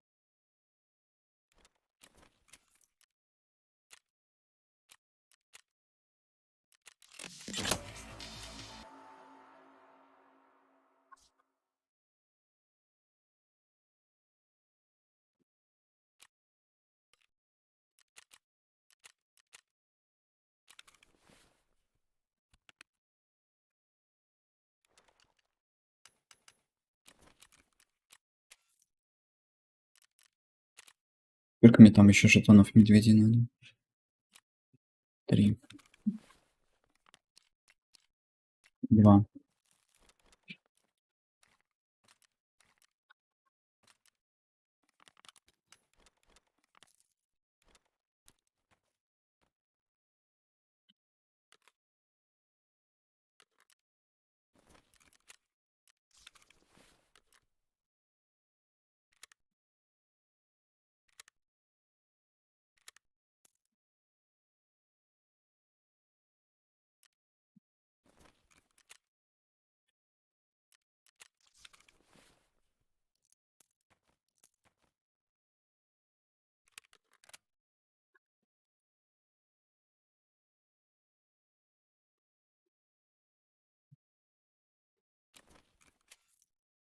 Бы еще квесты Регмана поделать. Вот этот ключ я в жизни не получу. Ну, задешево.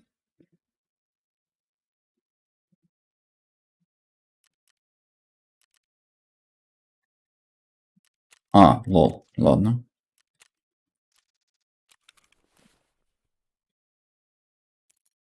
Было проще, чем я думал.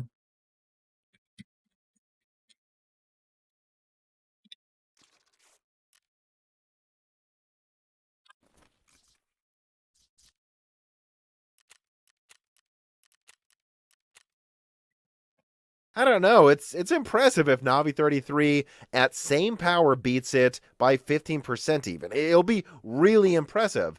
And otherwise, that's really all I have to say. The Navi 33 will cost less to make than a 3060. In fact, it's probably going to cost less to make than NVIDIA's 4060 and 4050 products by a decent margin. And therefore, I think we could have a huge winner here in terms of price performance in laptop, which, God, do we really need? Right now, as I covered in a recent video, NVIDIA is planning to launch the 4070 laptop with a 106 die, and they're going to give you a 107 die for the 60 and a cut down 107 die for the 4050, which will be in those starting at $1,000 laptops. NVIDIA will have $1,000 laptops with 96-bit graphics cards, and I think Navi 33 costs less to make than that 4050, and if they put that in a 1000 or lower laptop, they're going to crush it in performance, and we really need them too. AMD, please be aggressive with Navi 33. You have a cheaper product that seems better than what NVIDIA has in that tier, and if you really went for it, I think you could take a lot of laptop market share, not just from Intel, which you continue to do at a breakneck pace, and it's going to be a terrible year for Intel's laptop market share, I think, this year, but you could also take some from NVIDIA, which, seeing how things are going on desktop right now, you should probably try to do. And all right, then, I talked about desktop, I talked about laptop. What else is there to say from what AMD revealed at CES today? I'm not going to talk about Epic that much, actually. That would be the next thing most people would bring up. I have nothing really to add about what I think about AMD versus Intel server data center performance versus that old, like, Xeon Epic Mega Leak I did, and the recent updates I put in that Meteor Lake video as well. Outside of those two videos, nothing to add. Sapphire Rapids will occupy about the same niche Ice Lake X did, but outside of the niches Intel was already accelerating in, and they were pretty specific niches, AMD is going to run away with performance and efficiency in data center, and I just see it only getting worse. Especially if, again, what I talked about in a recent video, С одной стороны, хотелось бы пойти просто fails to сделать get to квест, Intel 4 by the end of this year, а с and другой Intel 3 и ЧВК by the надо middle убить, of чтобы next year, which they might. квестовую If they цепочку fail to do лучников that, продолжить. I have nothing to add besides what I've already said. Intel is seriously in trouble long term, and I will start to worry about the viability of this company. In fact, that is kind of what I want to close on today here. So, I'm not physically at CES, but surprise, some of my contacts, some of my sources that I talk to are people that work in this industry, and they're at CES. And I got to say that I've heard from multiple people today, multiple people who have spoken with people at the executive level of some OEM. So think, HP, Dell, Acer, Lenovo. I won't say which ones, but I will say I heard from executives from two of those big companies. They sound really pessimistic about Intel moving forward. One person asked one of these executives, what they thought about Intel laptops long term, and the guy basically said, who cares? It doesn't matter. Maybe Intel will be forced to make AMD CPUs in 5 years. That's how pessimistic people... Это, конечно, было бы интересно посмотреть Intel, делающий процессоры AMD.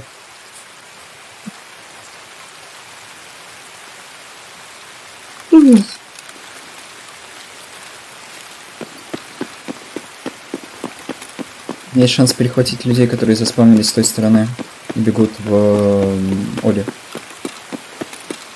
Но я думаю, что не в такой дождь. Я, в принципе, могу попробовать пройти в Гашан.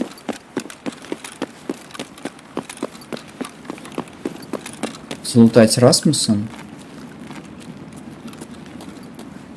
Потом просто пойти в Оли и убить там всех.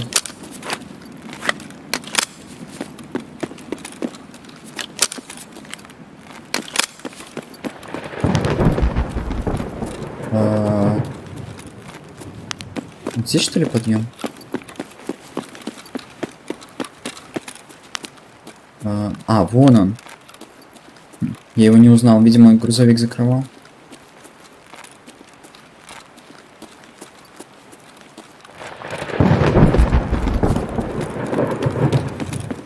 Можно, в принципе, немножко покемпить в задней части Гашана.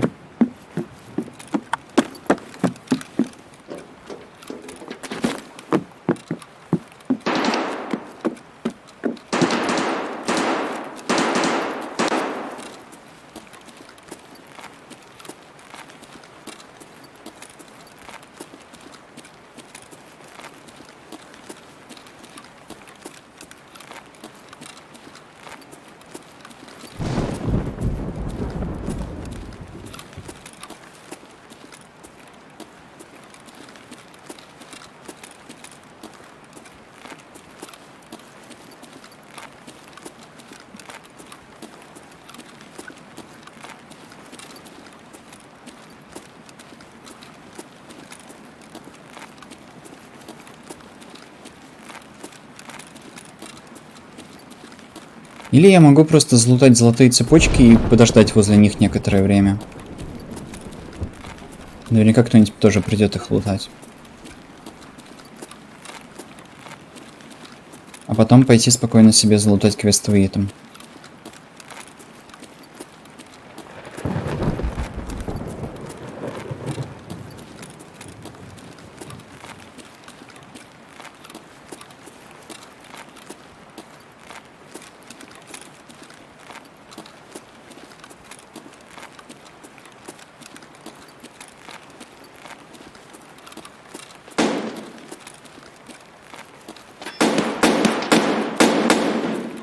Пистолетчик с Рина.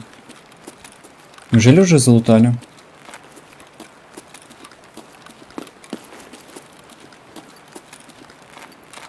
А, вот это прикол. Так, это дикий, кажется, пошел.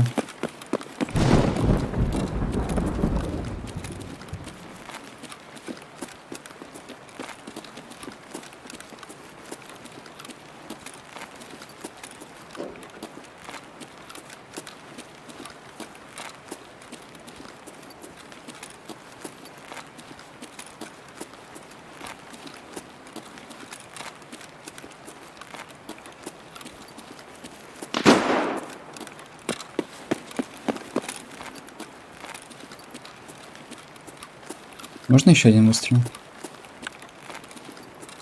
Ну, похоже, дикого просто убил и все. Там труп какой-то лежит.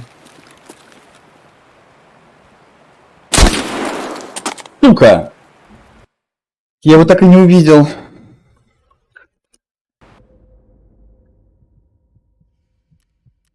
Конечно, в голову, причем пробил шлем.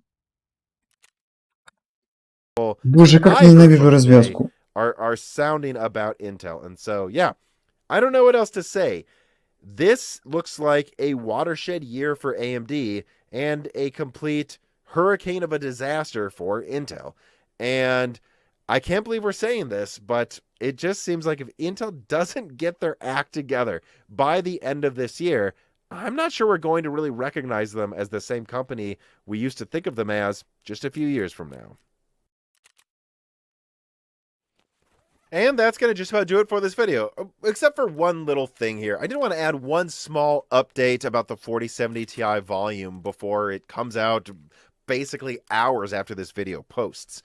I don't really have much to say outside of what I already leaked in my previous video, but what I will say is it seems like if you want a 4070 Ti, your best bet is probably to go to a Micro Center and get there when the store opens. There are some MSRP models, but from what I'm seeing, guys, it's like 10, maybe 20% of the volume is MSRP. It's probably closer to 10%, and a lot of them seem to be at Micro Center. So, yeah, you will have a decent amount of day one supply. Probably, I don't know, 10 to 30% more than what the 4080 had, which isn't that much. And it's really only more of a day one supply because NVIDIA held the launch back. They didn't launch next. Блин, если бы я понял, что это не дробовик, а болтовка, я бы просто пробежал, пытаясь его забайтить на выстрел, а потом убил бы его. But yeah, I just want to add that little bit of update there. More volume than the 4080, especially at Micro Center. But yeah, I mean, really a small amount of it is MSRP, and you better be up early if you want that $800. До 10 утра есть время. Almost see why some people would justify, but overall, I think the product just sucks. So let's just leave it at that. And let's leave the video at that. That's going to do it. I hope you enjoyed this video. If you did, please subscribe to Moore's Law is Dead. Check, half of you in recent statistics I've seen are not subscribed to the Moore's Law is Dead YouTube channel. Please double check that you're subscribed. Ring the bell button so you don't miss upcoming updates. And if you have the extra money, support us on Patreon. You'll get early ad-free access to Broken Silicon, the premium podcast Die Shrink that only patrons get. We've got Jared's Tech coming on the podcast soon to talk about all the announcement at CES. You can ask him questions if you're a patron. You can also talk to me about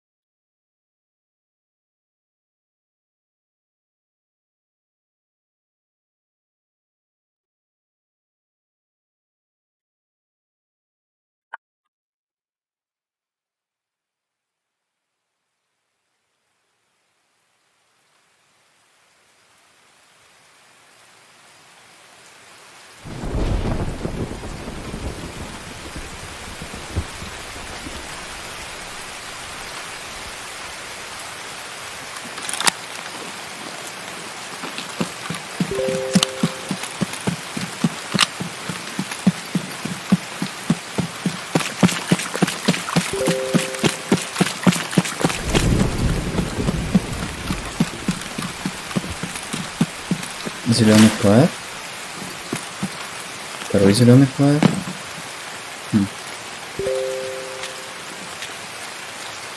Третий зеленый флайер. Зеленые флайеры делают диких рядом неагрессивными.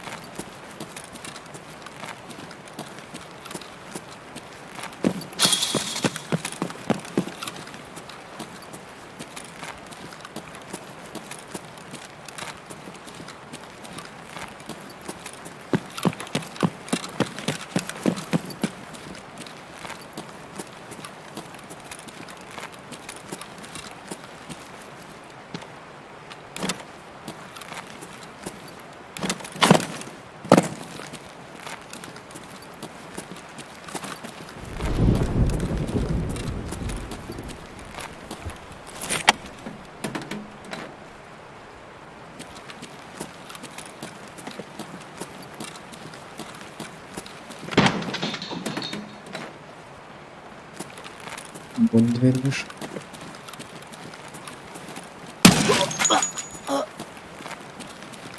А я хотел покемпить.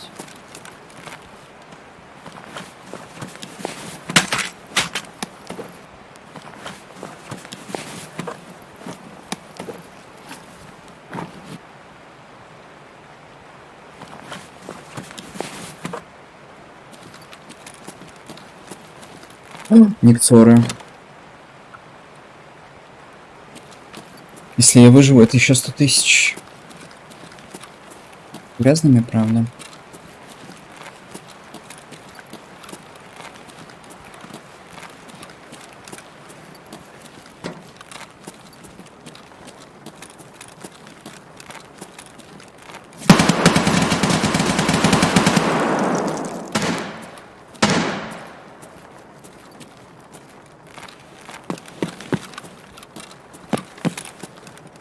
Слишком большое расстояние для того, чтобы мне было удобно пристреливаться.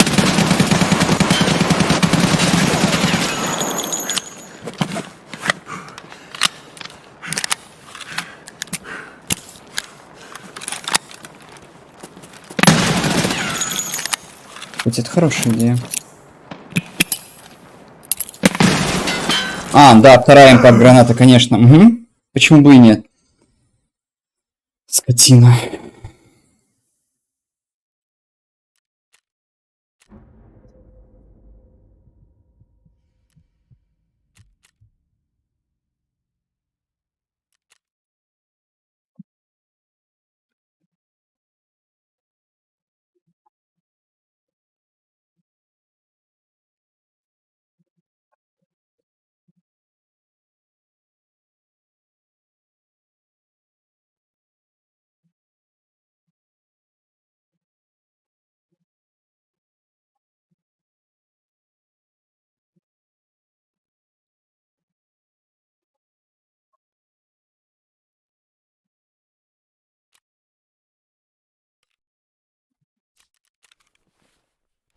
А, 5 просрал Никсора.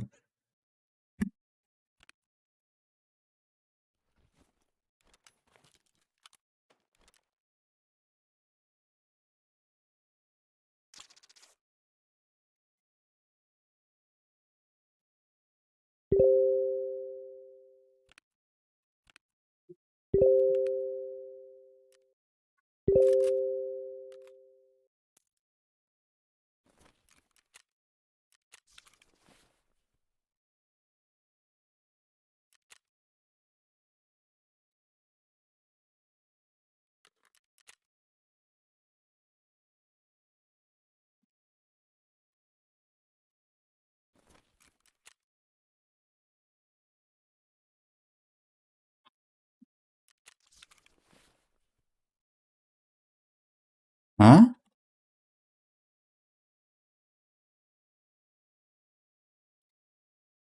Какие патроны я тогда купил?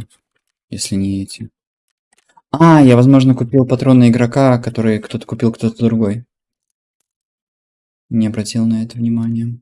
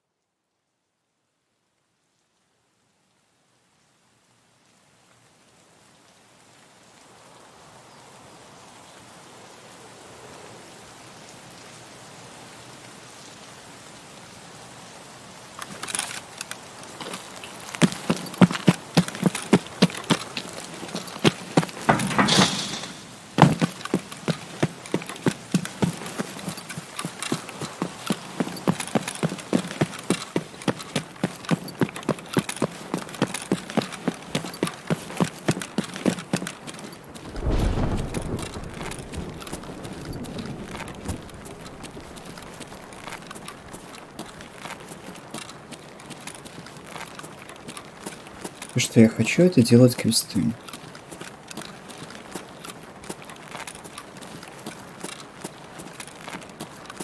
Там чувака пробежал справа налево. Очень далеко. Скорее всего, у стенки.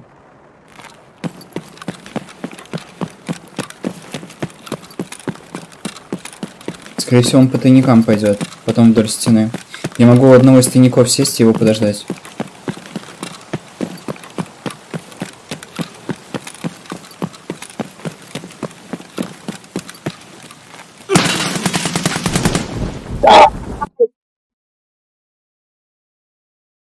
Вообще звуков не было, пока он не присел и не начал целиться.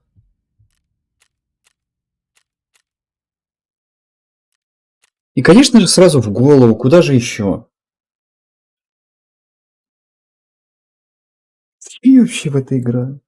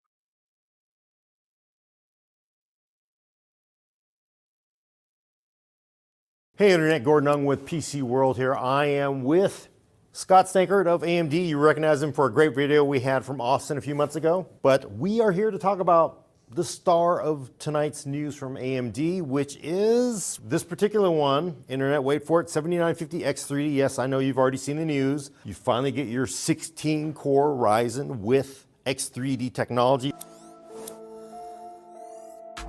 This video is sponsored by Silverstone, the leader in small form factor power supplies for over 10 years. The Extreme 850R Platinum is the world's first commercially available SFX 12V 4.0 power supply. This specification is the SFX equivalent to the latest ATX 3.0 spec and includes the PCIe Gen 5 12V high power connector and all of the great performance upgrades over previous gen power supplies. Pick up the Extreme 850R Platinum today and give your small form factor PC the power supply it deserves. Scott is going to talk to us about it. I will go over the details. We have a Ryzen 9 7950X3D, Ryzen 9 7900X3D, and the Ryzen 7 7800X3D, which is the 8-core part. They have been long awaited because they've been talked about for a long time. But can we talk about the performance we're going to get out of these parts versus, say, older, the 5800X3D, Scott? Yeah, certainly. So, the difference, of course, between the 5800X3D and the 7800X3D is that upgrade to the Zen 4 core. So, just like we saw great double-digit performance increases when we went from Ryzen 5000 to 7000, you're going to see the same thing when you go from the 5800X3D up to the 7800X3D. Of course, the Zen 4 core itself will provide great double-digit gaming performance, but also on non-gaming, just going to Zen 4, it's going to help out a lot there. Of course, these products specifically here versus the standard Ryzen 7000, the X3D is really targeted towards gaming, and you're going to see some great gaming improvement there. Yeah, I mean, look at this. So a Ryzen 7 7800X3D versus a 5800X3D, your older, much beloved part, 21% in Rainbow Six Siege, 22% in Warhammer Dawn of War, and 23% in CSGO, 30% in Dota 2, so. Закрашился прекрасно.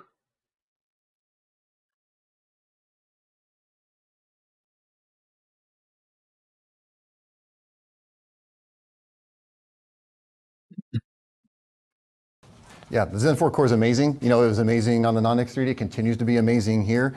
So yeah, really glad that we can bring these X3D parts. I know everybody's been waiting on them.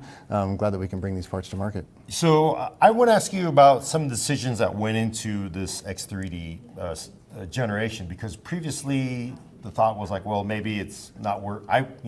Why do it?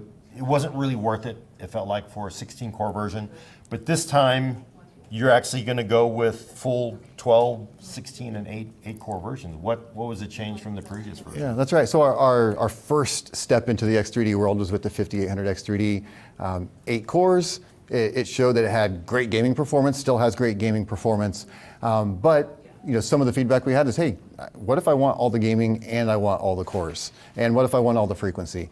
And so what we were able to do with the 7000 X3D parts is give all of that, right? Get the best of both worlds in terms of frequency, cores, and deliver the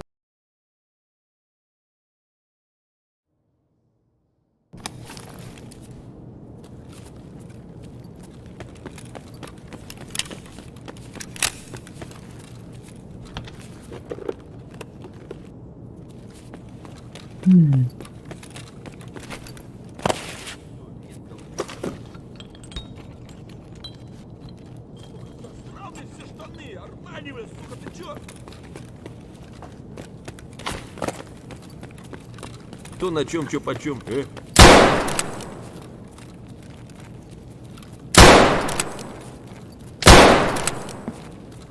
Давай, выстрели в меня.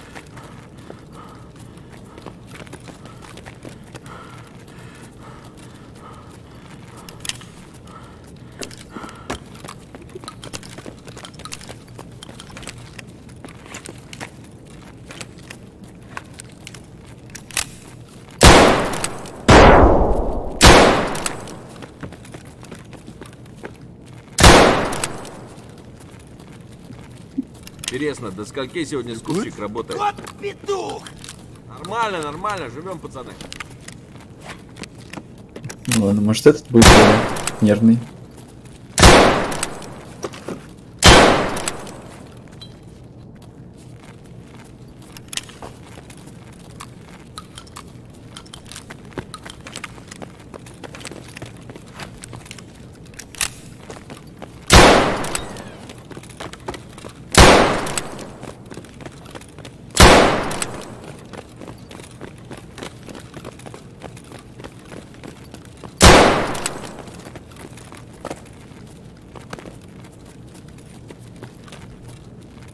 Пиздюк! Резче давай, пошел! Пиздюк!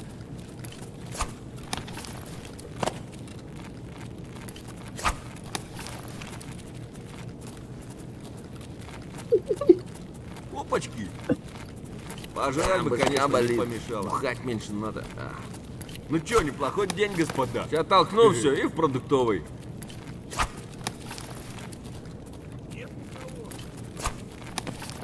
Ну чё, пацанчики? Ну-ка, блядь, все сюда ко мне! Шалава!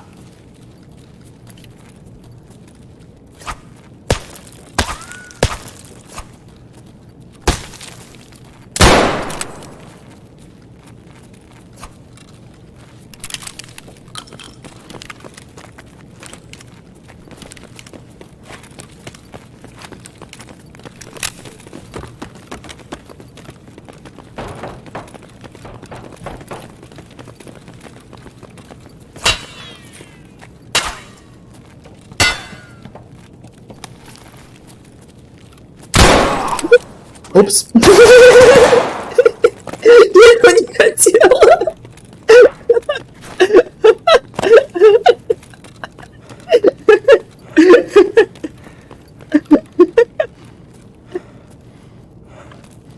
Минус карма.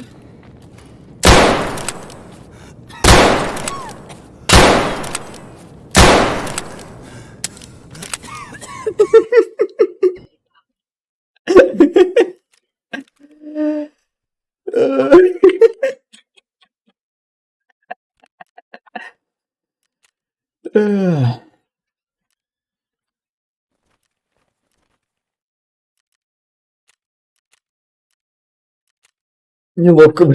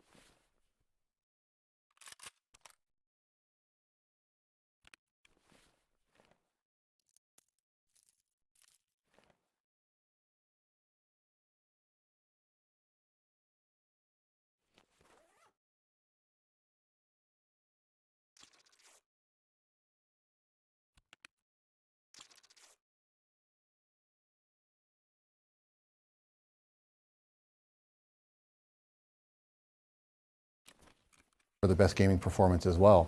And so what we've done with that is expand this to the 2 CCD products, and we've got the gaming, we've got the non-gaming, and yeah, I think we've given what people are really asking for here. And you know, I can't, we gotta throw a little shot across Intel's bow here, but we do have a little bit of performance. Ryzen 9 7950X 3D versus 13900K. Gaming basically more than double digits. Horizon Zero Dawn 24%, Red Dead 2 23%, Total War 3 Kingdoms 18%, Rainbow Six Siege 13%. So I was actually kind of like impressed though more, because this is the interesting thing about this choice with the 7950X 3D part is you are offering a performance advantage over 13900K up to 50% in 7-zip. DaVinci Resolve 24%, Premiere Pro 17%. I mean, I guess these two slides kind of tell you the secret is like you're getting better gaming performance, and you're actually now getting also better, you know, multi-core performance, because that was 5800X 3D was a great part, but you know, it definitely didn't have the core counts to go up against some of the competitor parts. Sure. That was a trade-off that you had to make as somebody looking to make a purchasing decision on the old product, right? Was, you know, if I want the best gaming part, I want to go get the 5800X 3D, but if I needed all the cores, then it didn't have all the cores.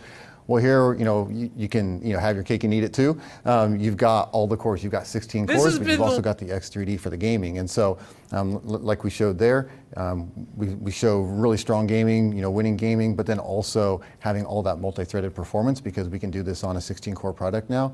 So it gives you everything that you could ask for, as well as the 1 T boost frequencies of the 7950X 3D and the 7900X 3D match the non-X3D parts. And that is actually the surprise to me, because the fact that you're, you know, like, again, look at the spec sheet, 5.7 gigahertz for the 7950X 3D, which is the same as the 7950X, and the same thing for the 79.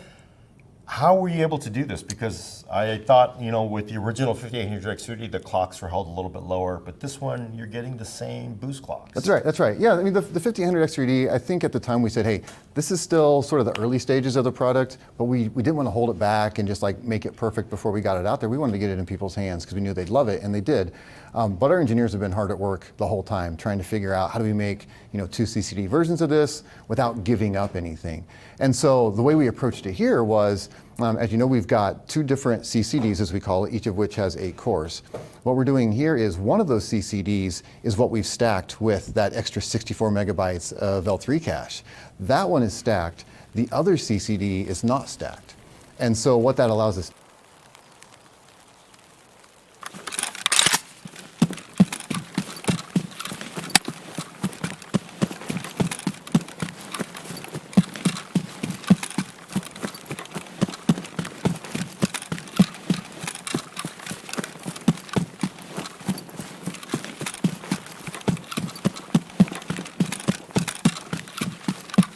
Вон он. Бежит к центру голый.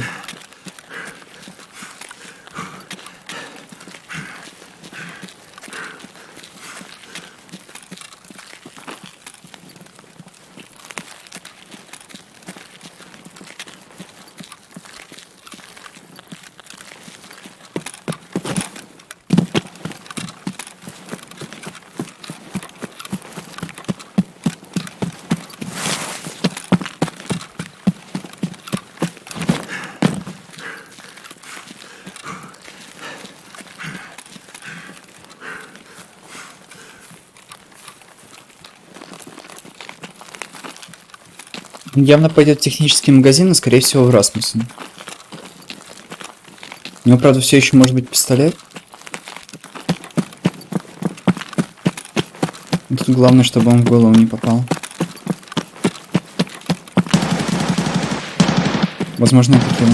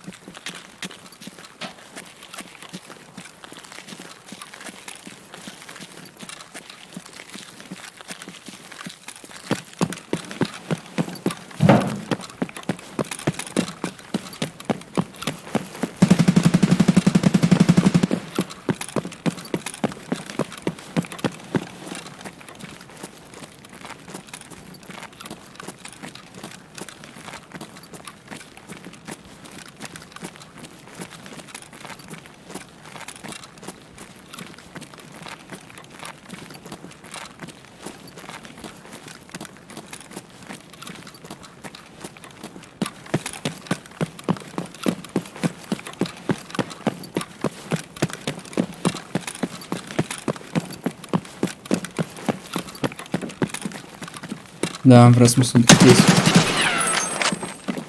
Болтовка.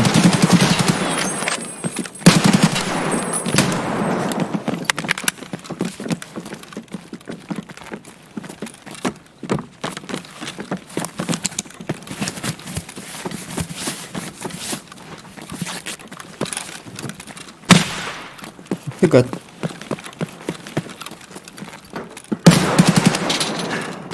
Минус рука.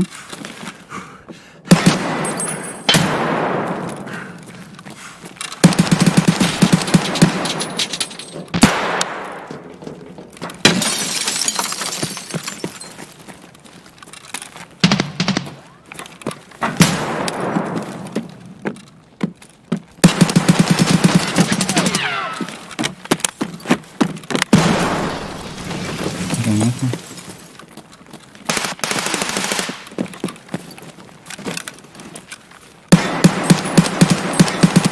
Блин, я его не убил.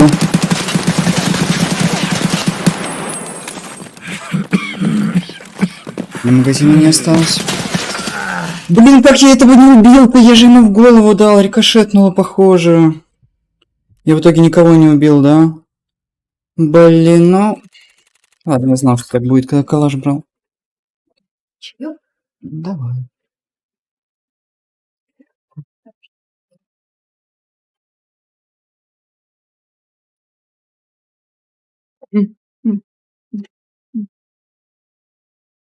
Большое спасибо. Какой чаек?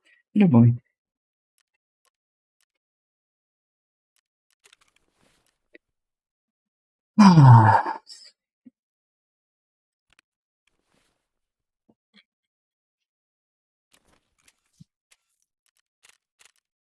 Что я могу тут такого интересного купить?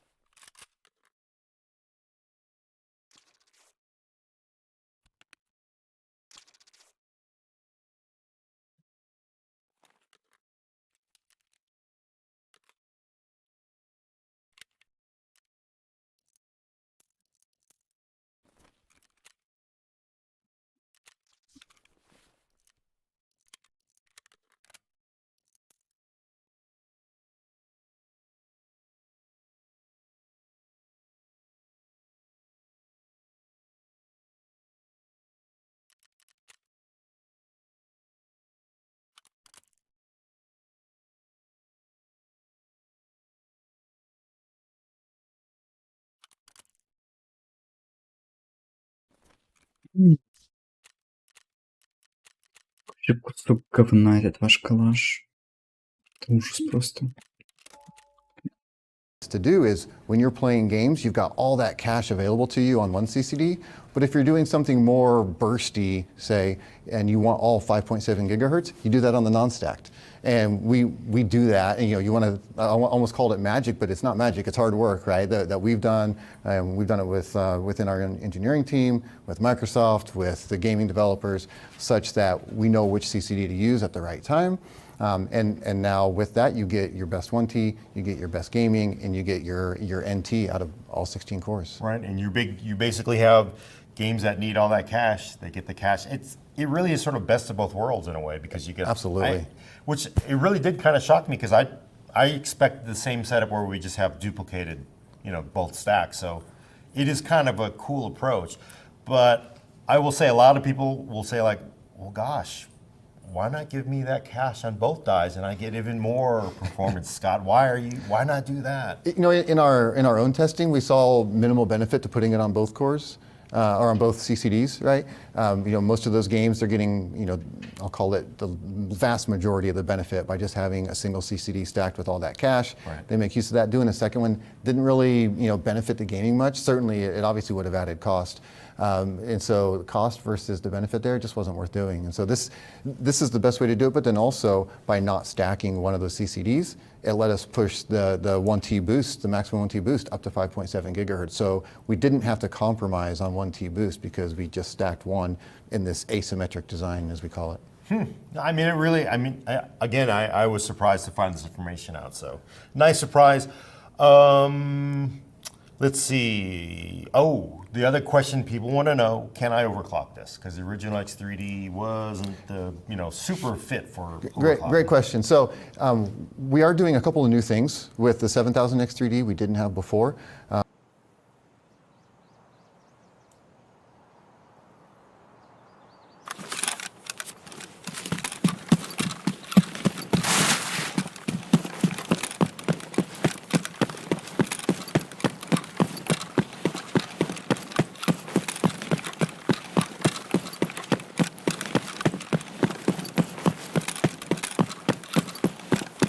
Вон там.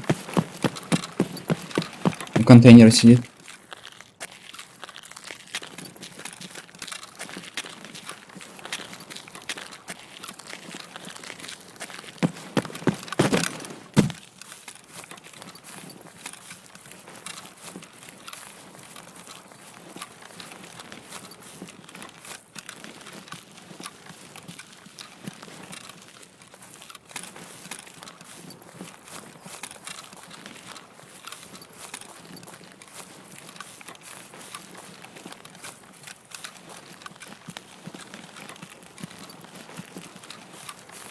Блин.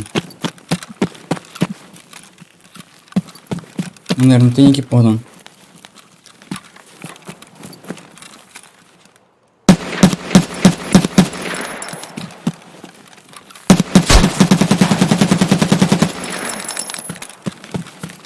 Что убил?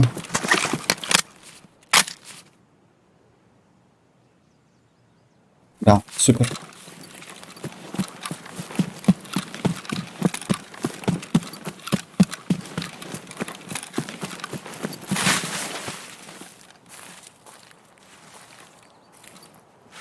Где он лежит? Вот он. Я застраховался или забыл? Застраховался, хорошо. Мишка и всех.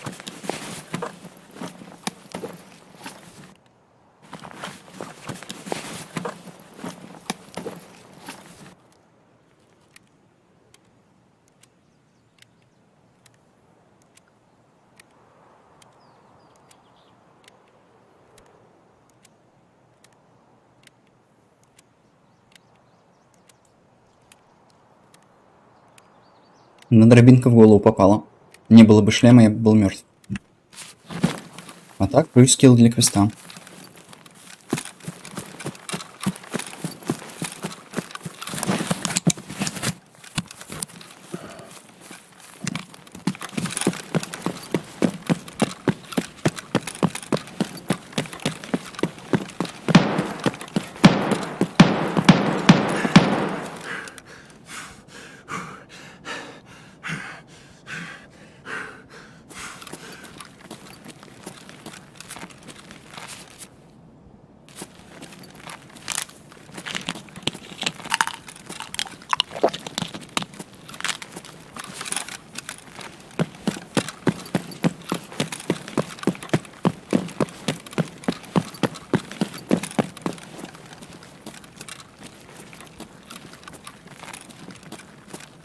Опа, с другой стороны кто-то есть.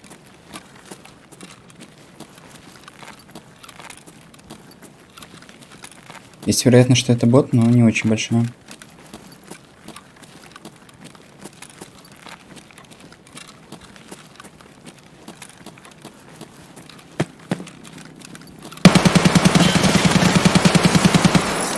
Все, обоих убил. Квест сделан. Меня не слышали. Еще не так удачно в линию встали. О, глушеный юмп. Найс. Мишка? Юсек.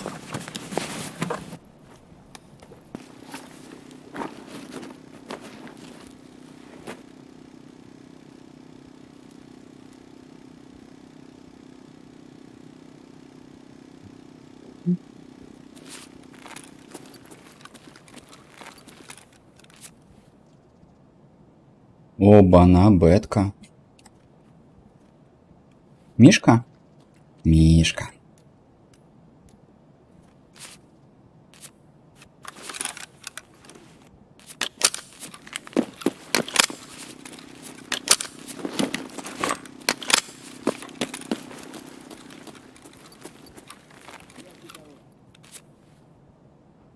Своим выкину. Блин. А, это возможно... А, нет, меня. Защеми! Убил? Хуйло, вот хуйло! Нет. Конечно!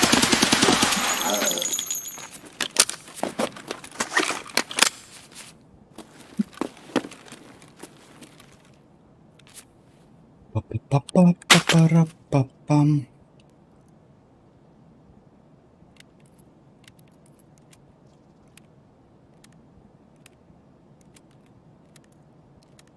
БТ. Вон он, упырь!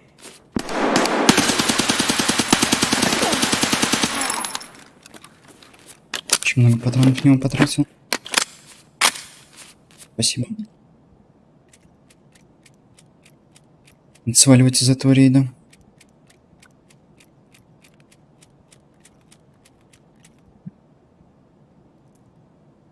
А, тут всего 3 баташки.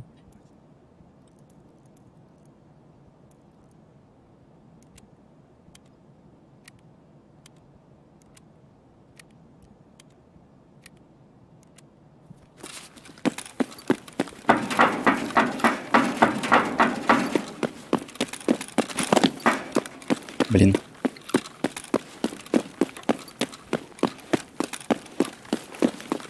Ходить на железной дороге, да? Да.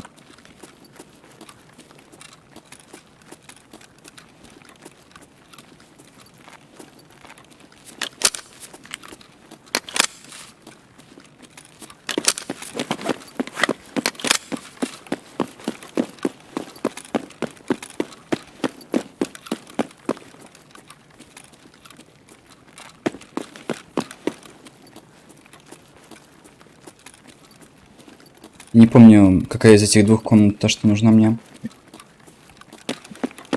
Это вот что ли?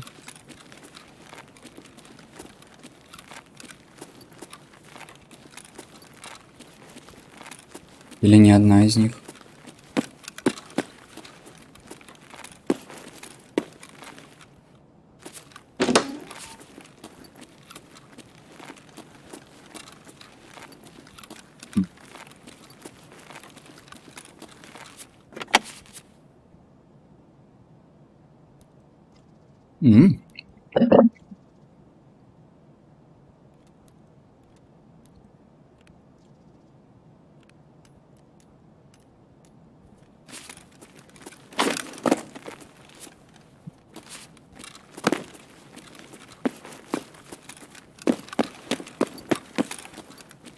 По-моему, вот эта комната.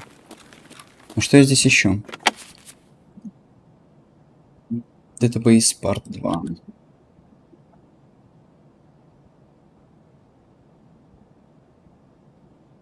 Так, мне нужны какие-то полки. Ага, не сюда.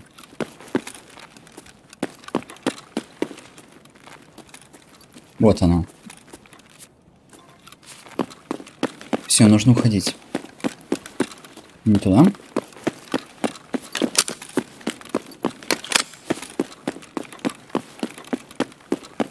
И нахрена я этот ключ за 200 тысяч покупал? Честное слово, каждый раз, когда я покупаю дорогой ключ, я прихожу в рейд и нахожу дверь открытой.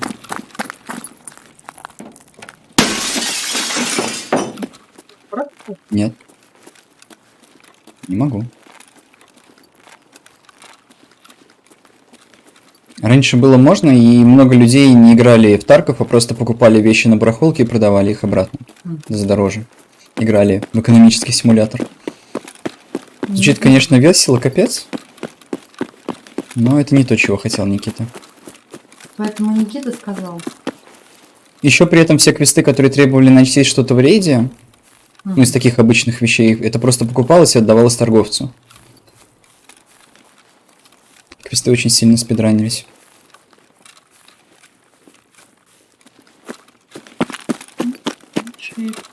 Что? Лучшие скидки ночью. Да. И даже никто ничего не подписал. Из дизайнеров.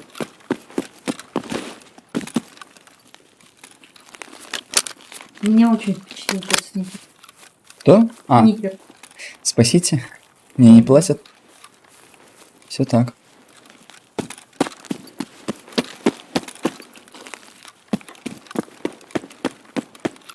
Скидки, кстати, еще действуют. До 7 числа будут действовать. Когда ты хочешь мне аккаунт? А? Когда ты хочешь мне купить аккаунт? Да хоть сейчас. Да.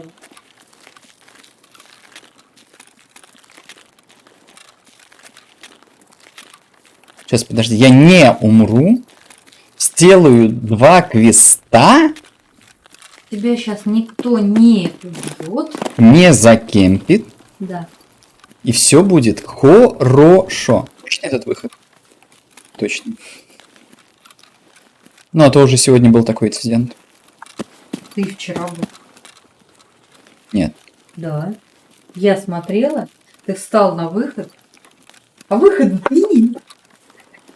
На какой карте? Нет, если б я знала ее название. Это помнишь, Слип. Что помню? Это помнишь, когда ты еще решила, зайду-ка я в домики какие-то, коттеджи, по-моему. А, ну это не страшно. Там все выходы рядом. Ну, в смысле, рядом с тем выходом есть еще один, который работает всегда. Ну, повезло, что ли. Ты там Скилл. 7 минут оставалось. Скилл. Да. О, вот ты где? Уит. Скилл. Я чувствую, что его кто-то лопнул.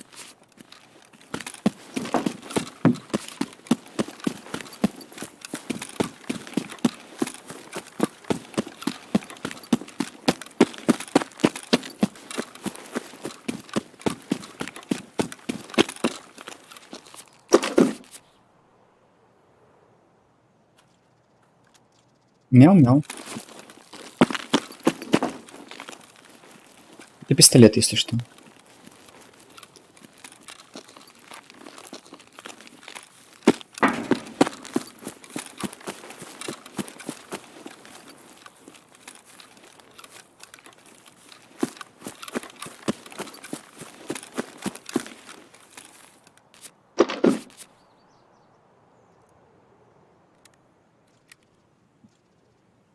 Можно и забрать.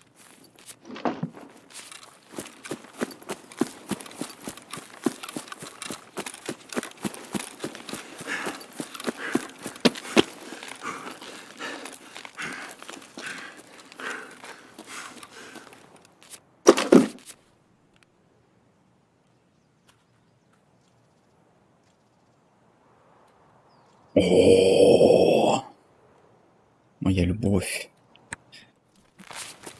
Лучшие наушники на свете.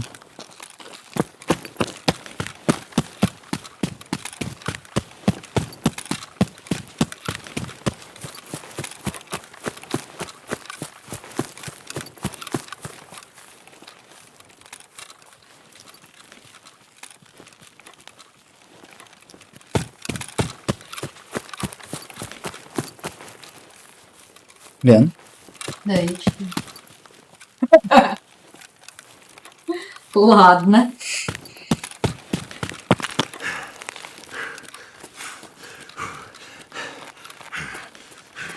А случайно здесь выйти нельзя? Нет. Было бы супер безопасно. Так, конечно, довольно безопасно.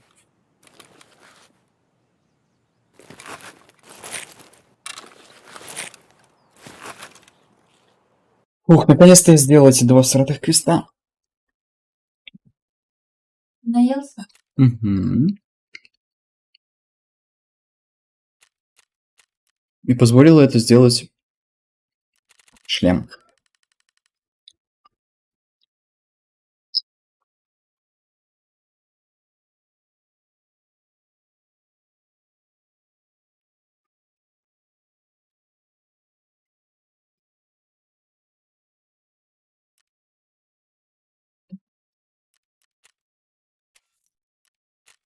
Database Part 2. Теперь начинается. Тетрис? Нет. Плохие квесты. Которые освободят мне очень много места. Да почему они плохие, спросишь ты? Я их недолюбливаю. То, что всегда оказывается, что я забыл что-то. И вот сейчас я осознаю, что я забыл скрафтить блэкроки. А решалу я еще не убил.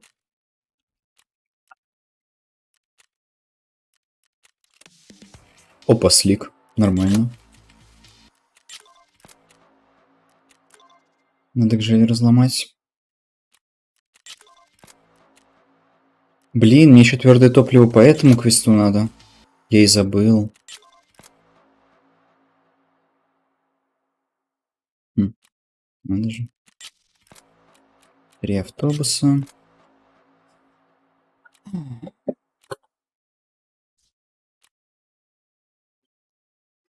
Да.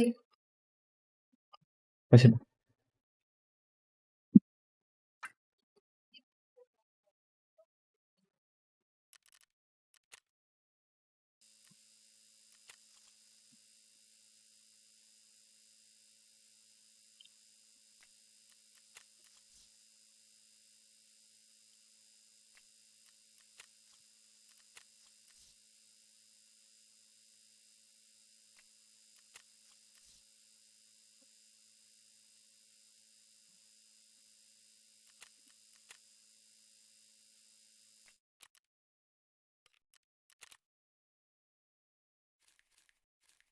О! У меня Никсор продался.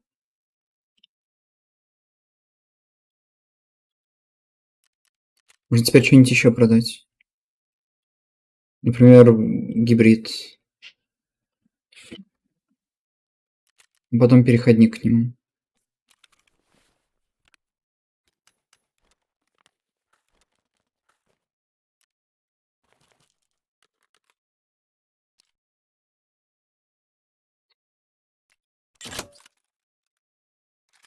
Вы молодец, что убил этих ребят. Сколько стоят эти наушники?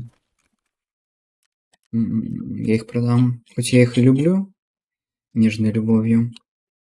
Но деньги есть деньги. Money, money, money. Так, продался. А, да.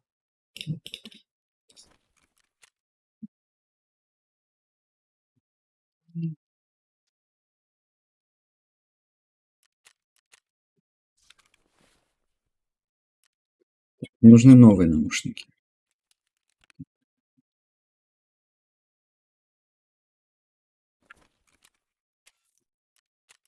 Можно пойти на берег и сделать вот этот квест. Гост Балаклава, Шмагав Грин.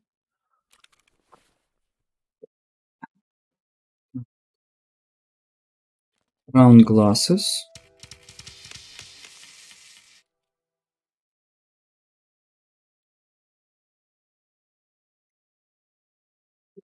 Шмагав Грин. Пост.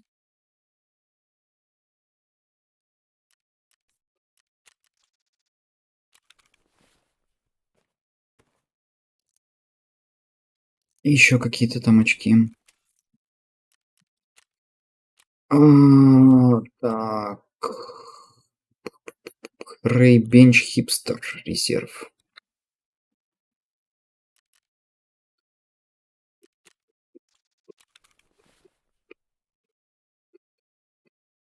Дундук. Рейбенч.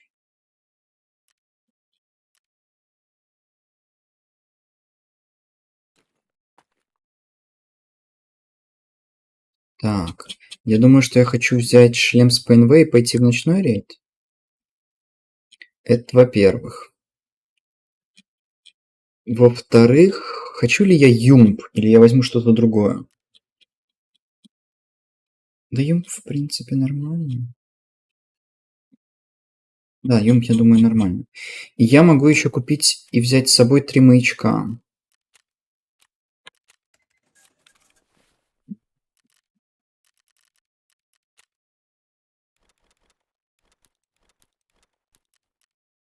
Так, этот квест называется третья часть The Blood of War.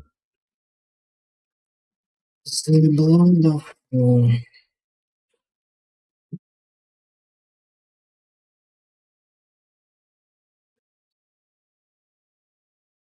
Угу. Так.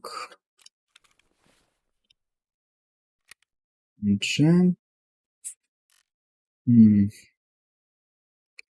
Давайте-ка, наверное, Ghost Балаклаву сюда. FMG патроны вот сюда. Вот этот магазин вытащить. Поехали. А, да, дейлики. Скавов хедшотами. В любой локации. Но это само сделается. Специально мы его делать не будем. Вот это вот 1050, то есть примерно 100 тысяч. Ну, такое. Выжить на берегу 2 раза. Ни за что. Ну, тоже, может быть, сделаем, может быть, нет.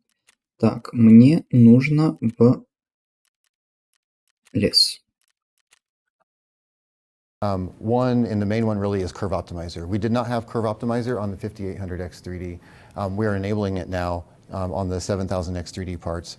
And I think that's where you'll see a pretty good benefit because it really plays into the power efficiency, keeping the voltage lower, pulling out some of the thermals, and being able to you know, I'll call it, you know, lean into the factory margins that we put into the part naturally, right? So just like Curve Optimizer works on non-X3D parts, but it works well with the physics of the X3D parts. So enabling Curve Optimizer was really the one big thing that we really wanted to do. Excuse me. Enabling that was big for us. We do also enable PBO now. We did not enable PBO before. Frankly, I don't think you'll get as much out of PBO, but Curve Optimizer, I think you'll see a nice little kick from. Still no, say, precise and direct, set the voltage whatever you want, like you can do on non-X3D.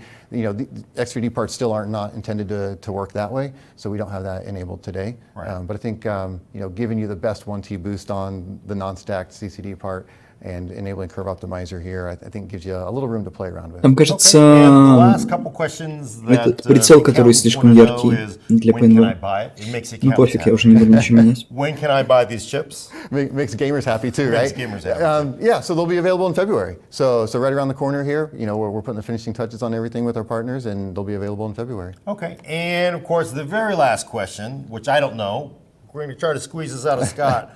How much are these parts going to cost? We'll have to see. We'll have to see on that. I can't talk about pricing quite yet, but we'll find out soon enough. Okay. Scott did good there. He passed the test. Not going to give away that secret information. But there you go. Those long-awaited X3D parts coming out. Got a lot of surprises in them. So stay tuned for more videos at PCWorld.com. And go to PCWorld.com for stories from CES 2023. And thank you for talking to me, Scott. Right. Thank you, Gordon.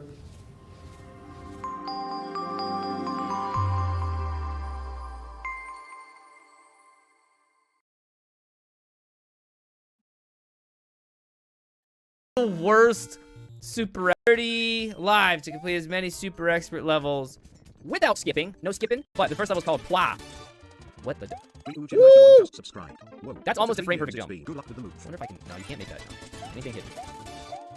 That's a tough jump. That's a tough jump. Oh, my stuff supposed to go in the door here. Okay, so that's just a reset door.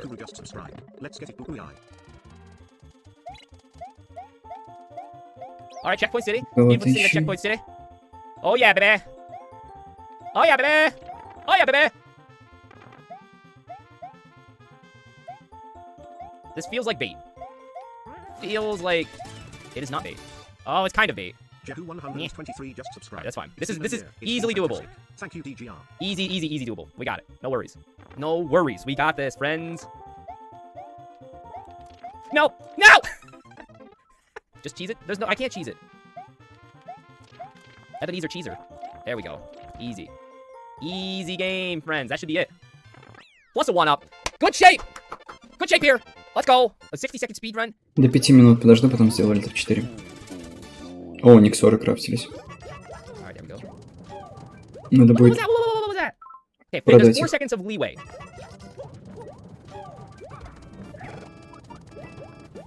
Why? We have a lot of fun things planned for the 24-hour stream. I hope you will be ready. Time. Oh my gosh. Search every highway, byway, and henway. What's a henway? Oh, about 3 or 4 pounds. А я застраховался? Мне кажется, что нет. There goes our leeway. Leeway's gone! How much is leeway? Oh, about 67 Так, pounds. страховка, начать продавать никсоры. Taking to a spike. Что-нибудь еще? Alright, this is, Наверное, нет. this is pretty well put together.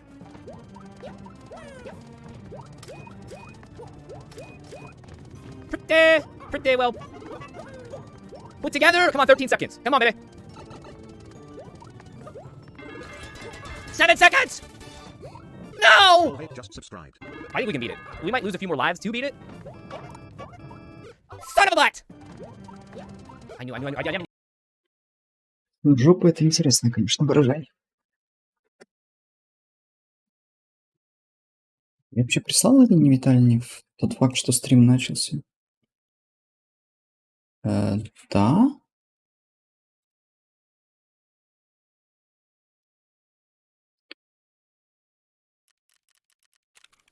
Да, я не застраховался. Очень хорошо, что я вышел. А, мне еще прицел надо поменять.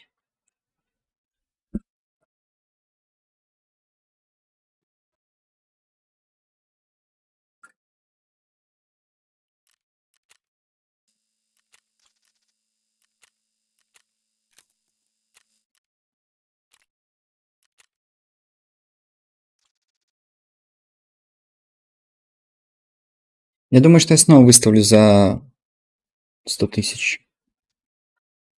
Да, он будет продаваться снова долго, но мне нужны эти деньги.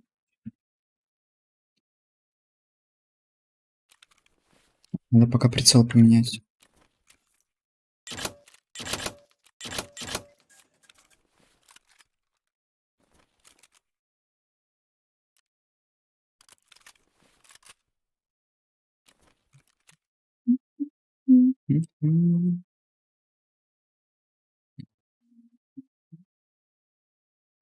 Никсоры сразу продавать? Ну, да, наверное.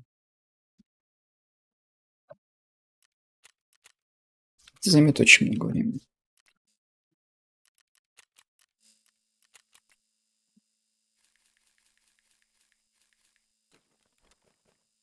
Наверное, заберу слик и сразу его продам.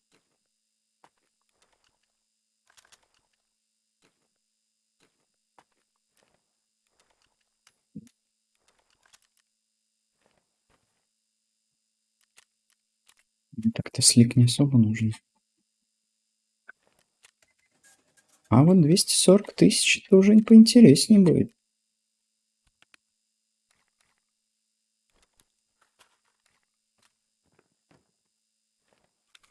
Все, у него мы все забрали, у него мы все забрали. Мы у всех все забрали, правильно?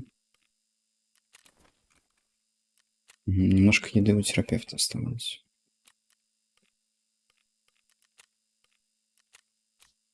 Хорошо.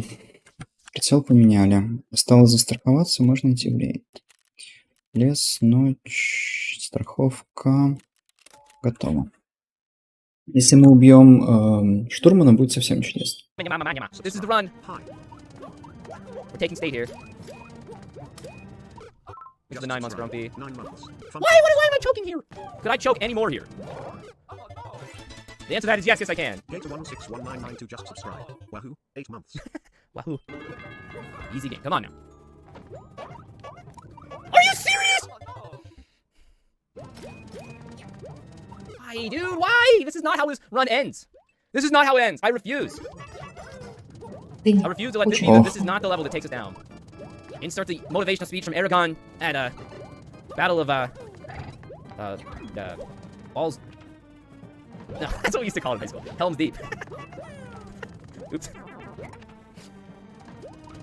Oh, that's embarrassing. I couldn't think of. Never mind. I couldn't think of the name. Listen, that's what we used to call it back in high school. That's what we called it in high school. I'm blushing. All right, I'm blushing. Back in the day, I hate it so much. This morning, Amanda said, "Hey, honey, have you seen the dog bowl?" And I said, "What? I didn't know he could bowl." Insert the laugh track. All right. Yes. Yes. I had no business dying that many times, but you know what? It's not how many times you die, it's how many times you die, you get back up again. Japanese level. Wild card. Could be cheesy and easy. Could be borderline, tool assisted, no chance in heck am I beating this. 10-minute world record. Things you don't like to see.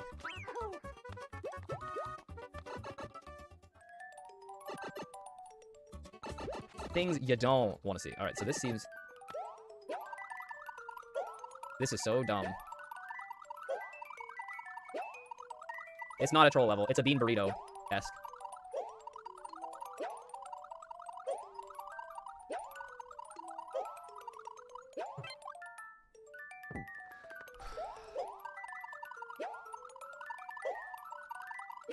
Ah! I didn't know that! What's the most popular Japanese food? Because we can set a bean burrito, we can call it like a Japanese rice. Why is it giving me a POW block there? A beans. Oh, that's why. A bean sushi. Mmm. Hi, Zelda. Oh, now it's getting a little bit. Oh, I hate it. I hate my stinking life. Oh, no! Alright, we'll come back to that one last. Hi, case. Oh, a spring? What?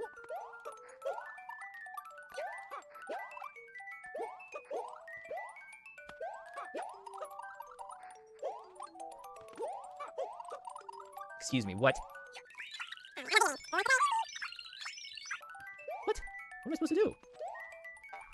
What are you supposed to do?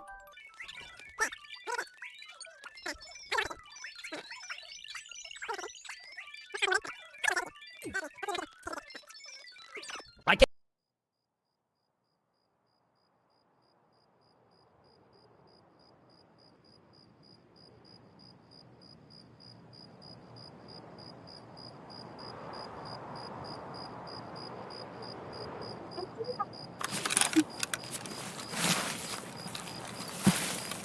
Так.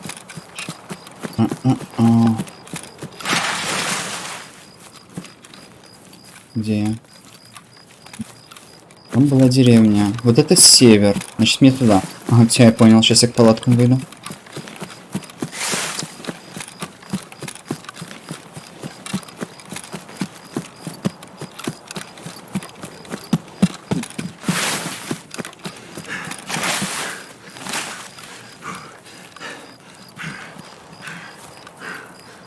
Я думаю, что мы сделаем следующее. Мы сейчас пойдем на снайперскую скалу, залутаем ее. Оттуда... Блин, а я бету не выложил. Ладно. Оба-на. Мне гжель нужна.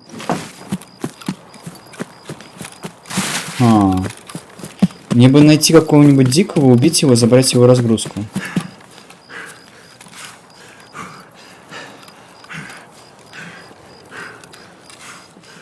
Когда бы я скинул свою броню, чтобы она вернулась по страховке, забрал, ну и одел бы гжель.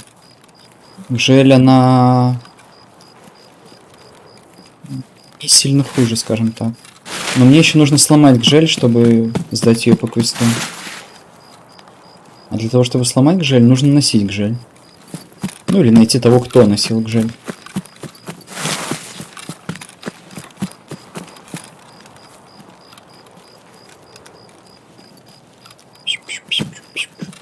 Вот снайперская скала.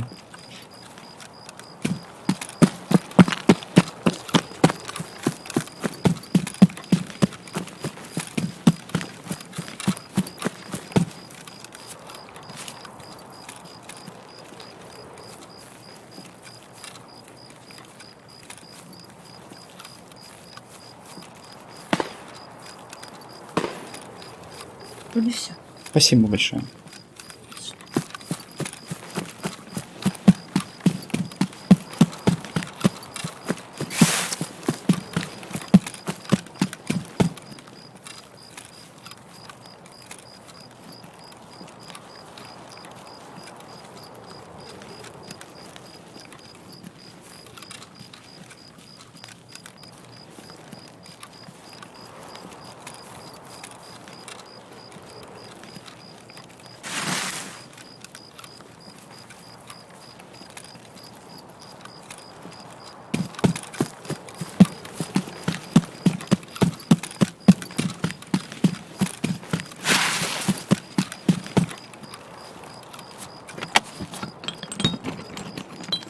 Ой, блин, я вот этот хлам застаковал. Ну ладно.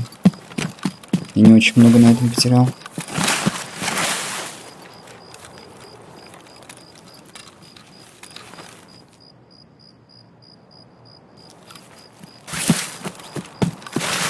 У меня упорное ощущение, что я слышал кого-то слева, поэтому я не буду здесь летаться.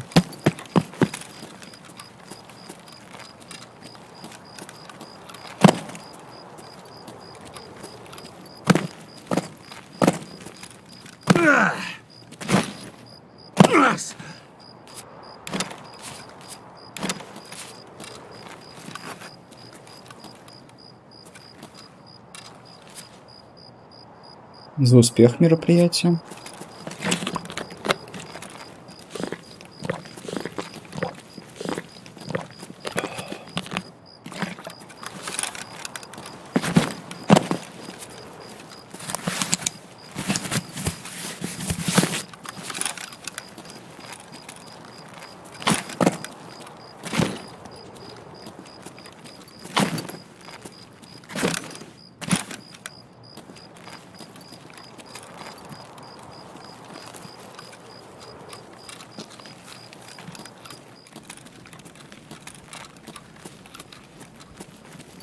Роликсы.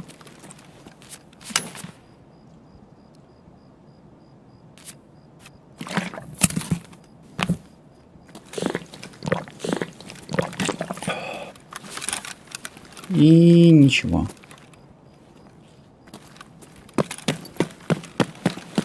Пойдем убьем снайпера, заберем его разгрузку.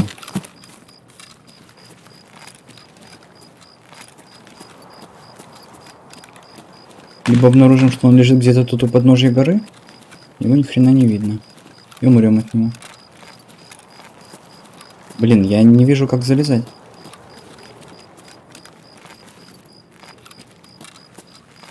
Вот.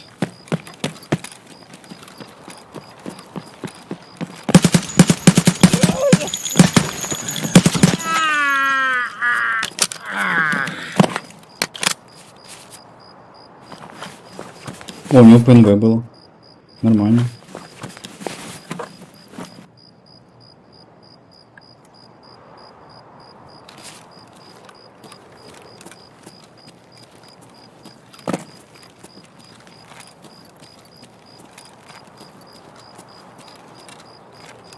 Я думаю, куда-нибудь сюда.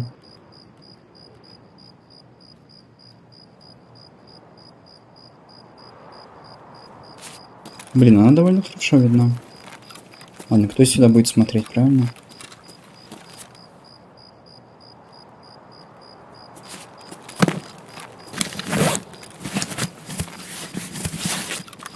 Так, теперь мне нужно пойти и повесить маячок.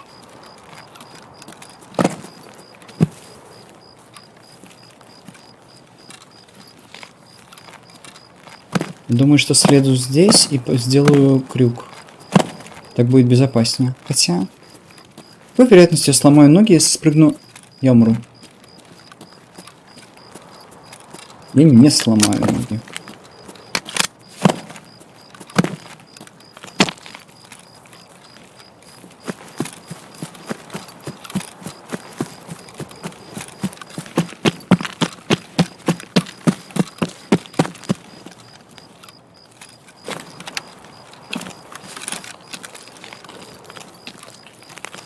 Так, теперь мне надо идти на юг. Юг это примерно вот так. там мы ищем какие-то холмы. Проще всего, наверное, будет сориентироваться относительно самолета.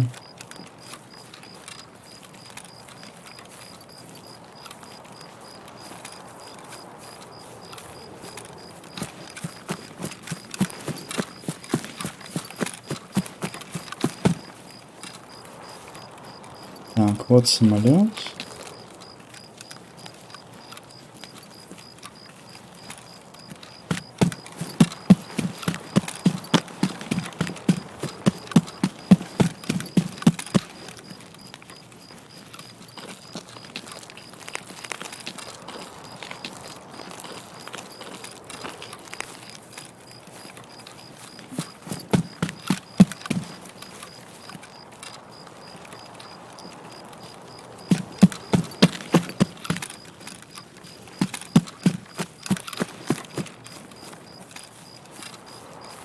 Сейчас где-то здесь.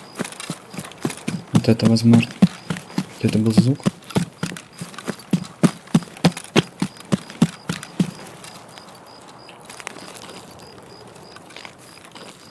Нет, не вот это.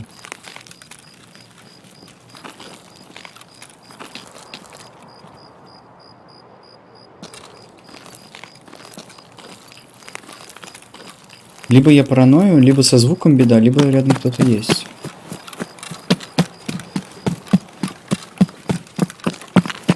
Либо все и вместе.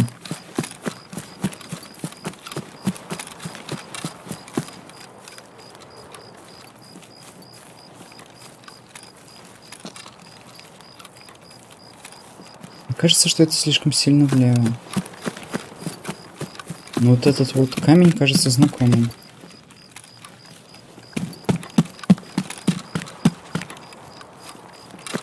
Нет, не оно. Я уже у деревни.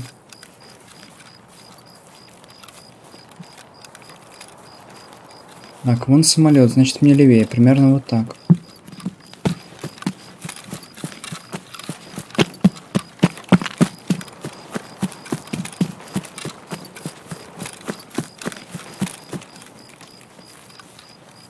Стрельба с глушителем. Полуавтоматическая.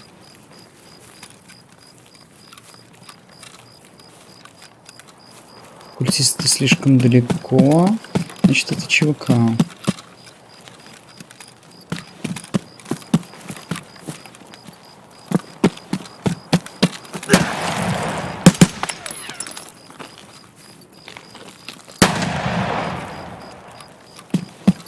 Идит. И мне не показалось. Очевидно, он без ПНВ.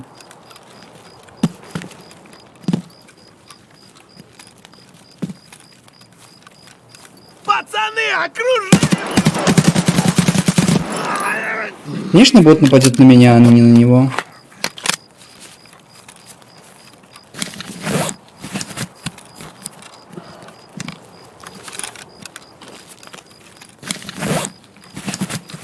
Где долбанные бочки?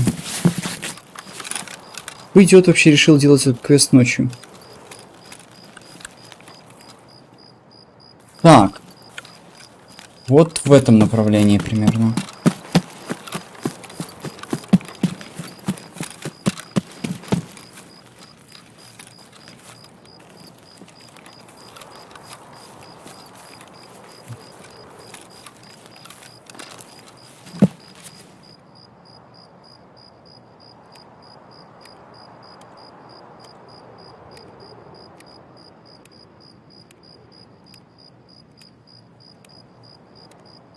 Мне бы еще чуть-чуть гжель поломать. Вот это, по-моему.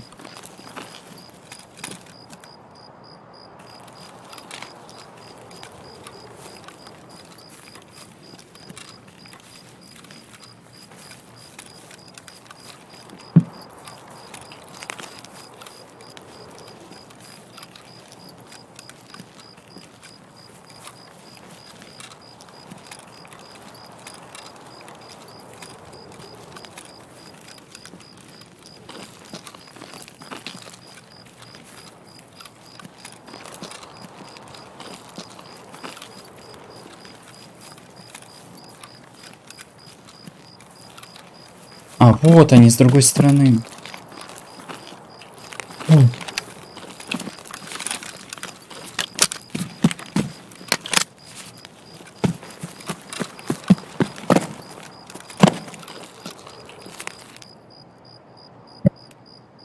Теперь мне нужно дойти до этого.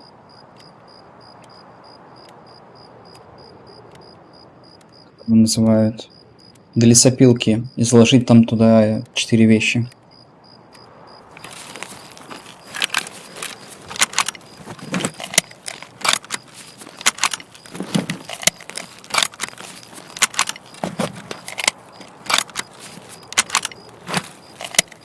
Блин.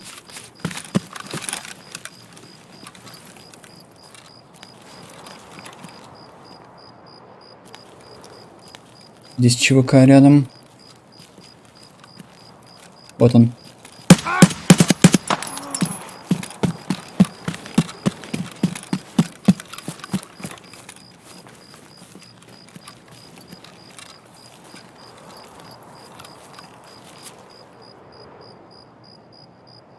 Тенист.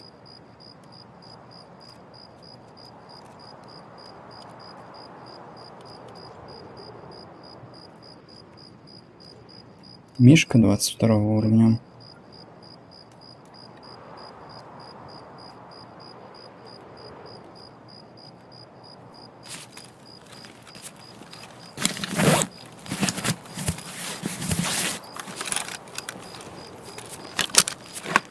Где последний мишка, который мне нужен для Арсаса?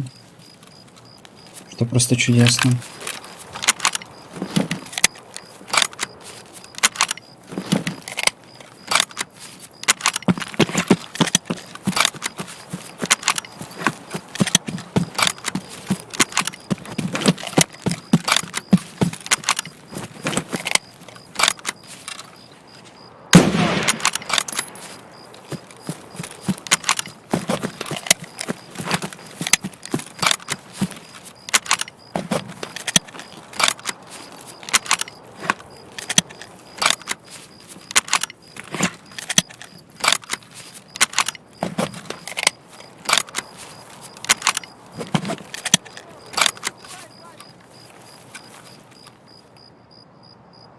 Блин, слишком влево взял.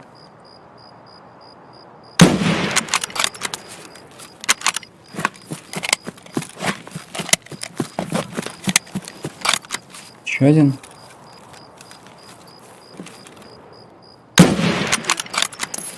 Не надо, не стреляй, не стреляй. Спасибо. Молодец. Все бы такие, как ты были.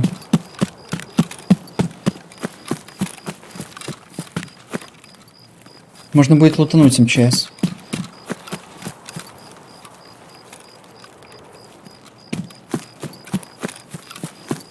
Его, возможно, никто не лутал. Но это возвращаться придется, так что я, наверное, не буду.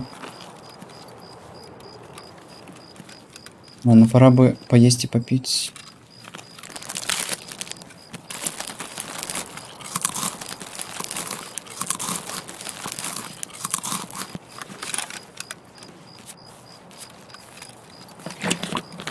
Надо было, кстати, разгрузку сменить. Ну ладно.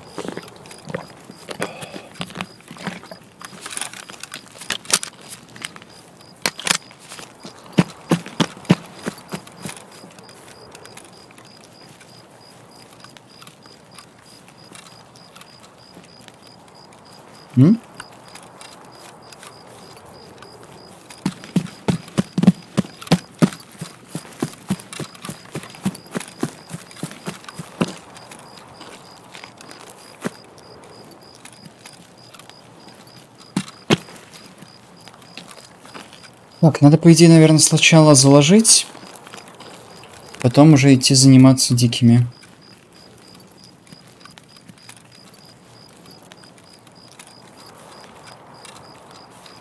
Интересно, а у штурманского может быть фонарик?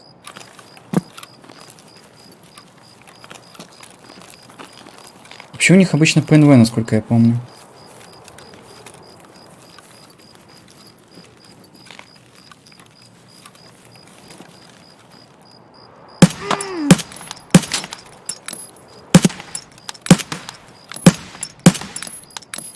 Ладно, плевать. Можно про него забыть.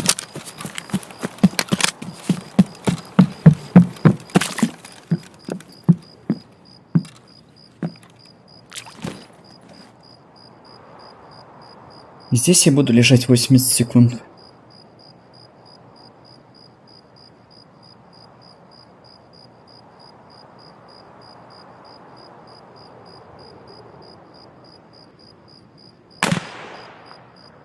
Синист слева. Первый есть.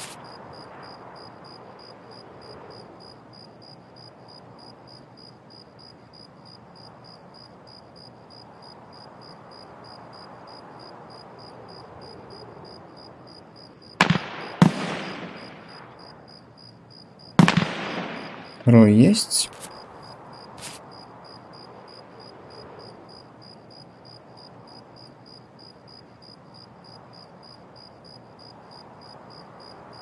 Мне показалось, я слева что-то слышал.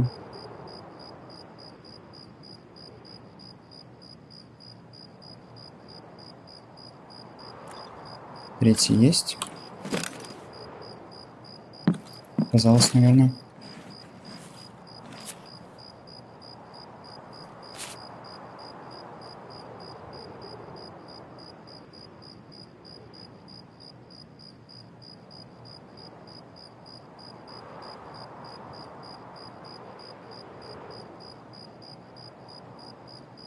Справа.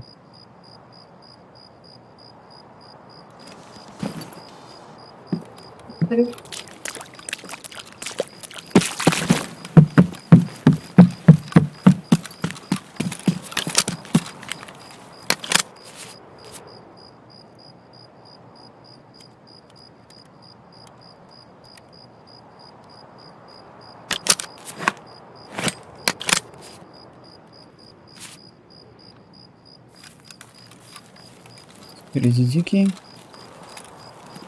Я сейчас слышу кого-то справа, хоть и не вижу. Мне это не нравится просто до ужаса.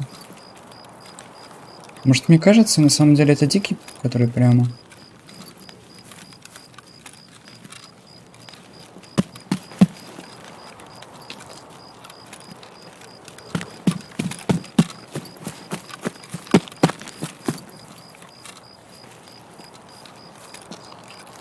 Где этот парень с фонариком-то?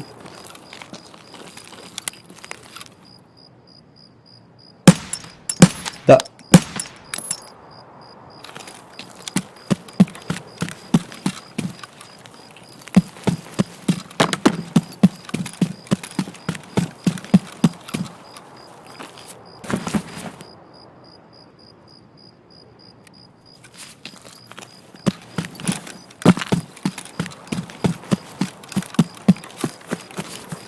Так, ну штурмана с 99% вероятностью нет.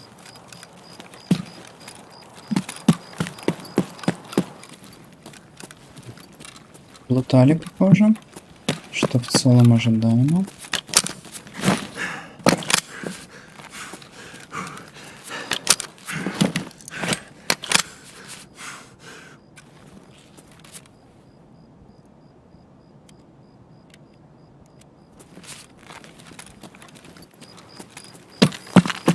Так, осталось пометить последние бочки, и можно выходить. Бот орёт на меня. Или не на меня.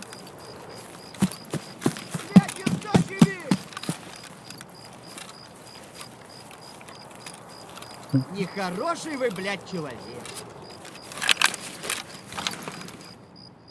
Хуярь меня! Не попал. Левый коронный, правый похоронный.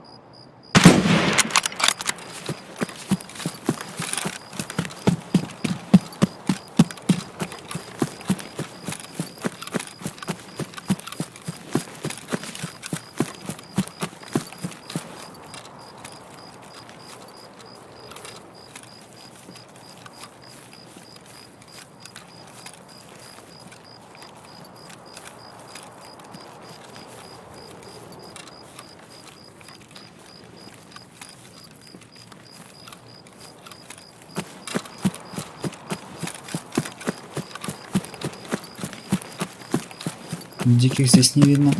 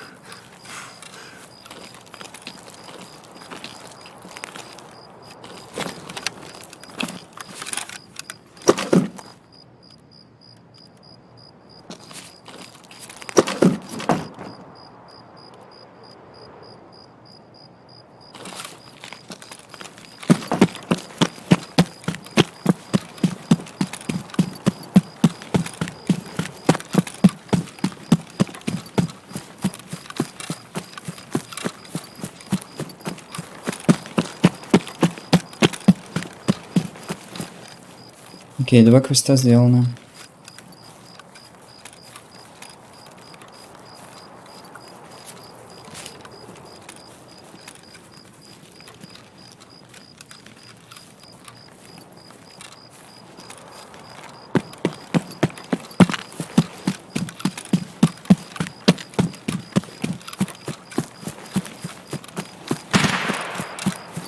Опа, стрельба.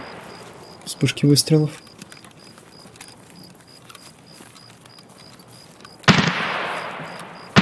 Угу. Теперь за деревьями.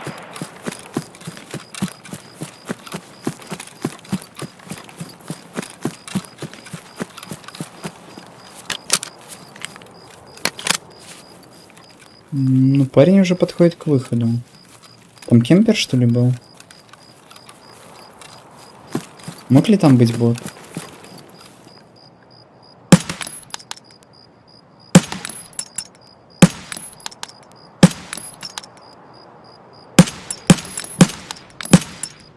Я попаду сегодня по нему или нет? Он продолжает стрелять на выходе.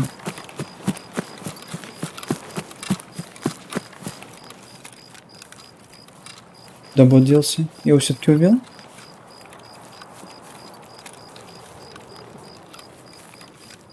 Блин, это смущает.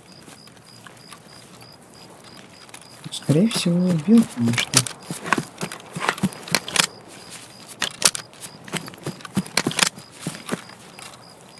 Так, ворошиловский стрелок уже вышел.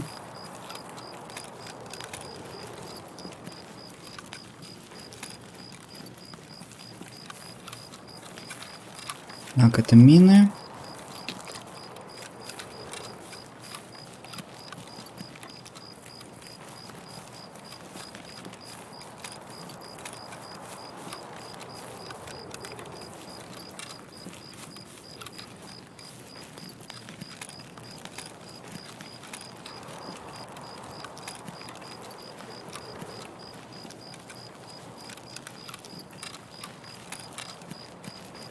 Супер.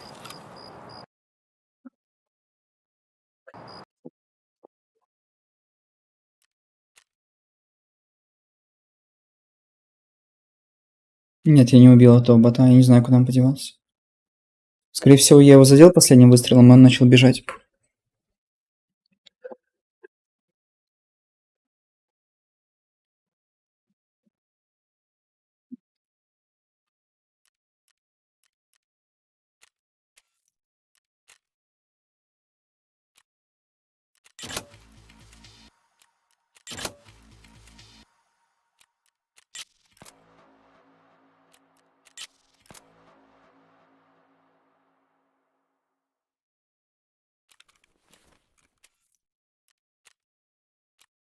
О, Виклик.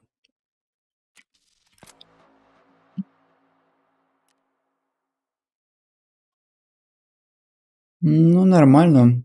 Автомобильные аптечки только сложно будет найти. Ладно. Так, перерыв.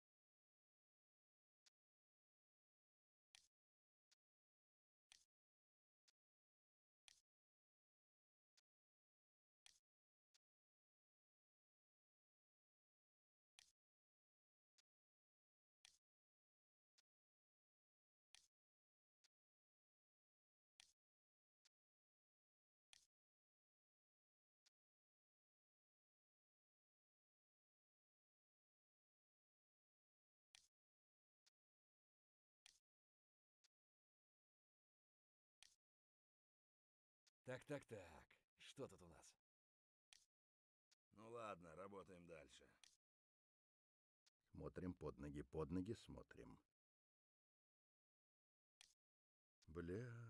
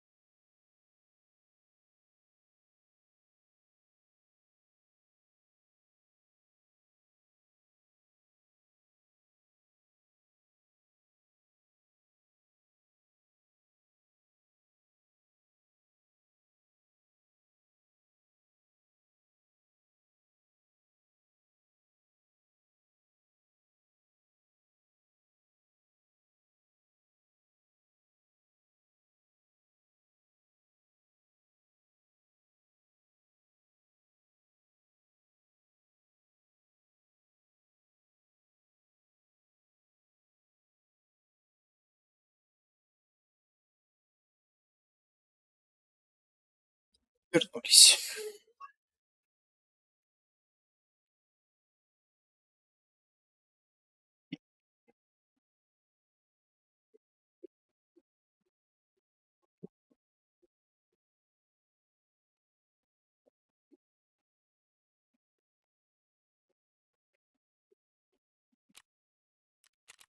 О боже, язык сменился.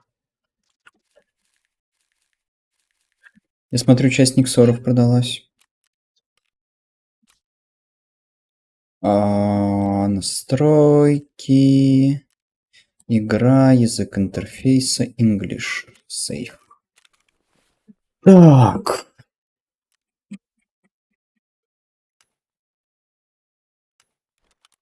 Так, я теперь могу я теперь, наверное, сделать вот так, пойти к нему, зайти на 3-й уровень и купить рсас. Чудесно. Тут фиговина, кстати, дешево на удивление. И тут фиговина, наверное, дорогая, да. В остальном, наверное, можно и продать.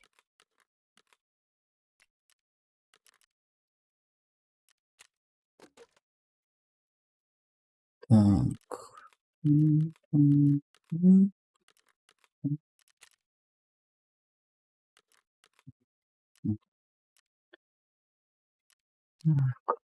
Это вот снять, чтобы потом продать. Вот это вот просто продать. РСАС продать. Это продать. 70 тысяч. Кстати, я уже почти 2 миллиона имею. Хорошо. Шапочки. Выкинуть. Сюда снять. 44. А у механика, наверное. Механика 42.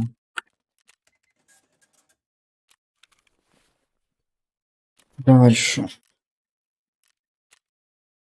Сейчас самое важное это сделать гжель вот это вот.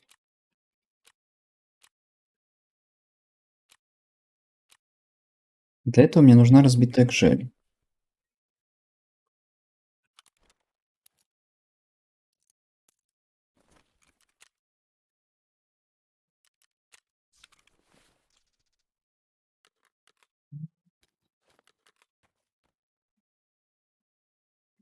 Железик снимаем.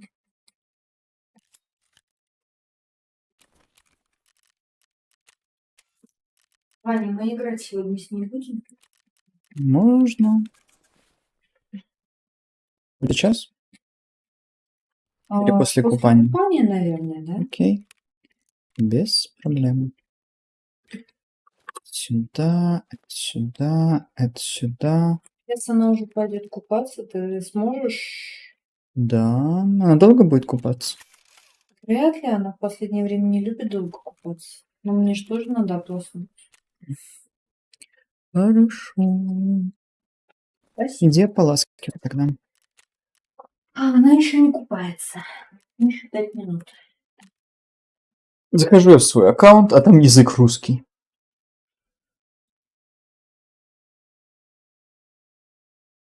А я и не против.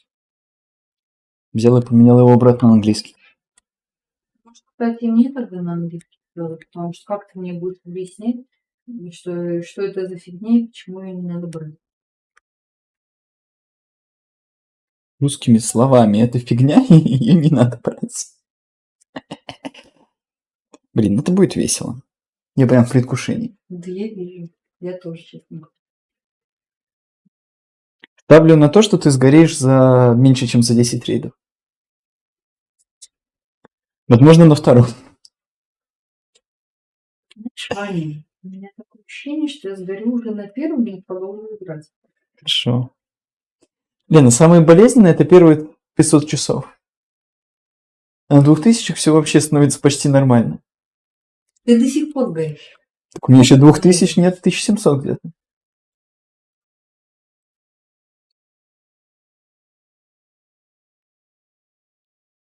То есть ты хочешь сказать, что в следующем сезоне тебе будет уже нормально? Да мне сейчас, в принципе, не то чтобы очень плохо. Но что-то в последние дни, да, блиновато. Ни хрена нет.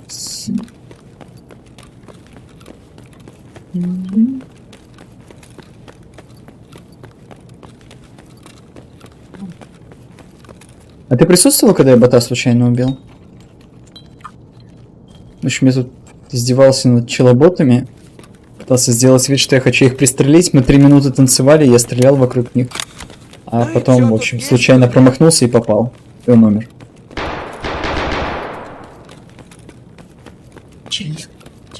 Печально. Там есть ЧВК, похоже. Я хочу его убить.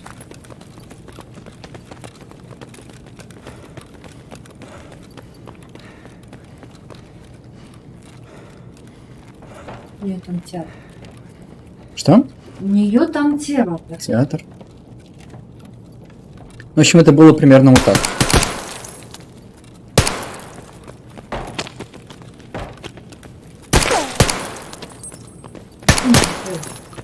Хочу, чтобы он в меня выстрелил.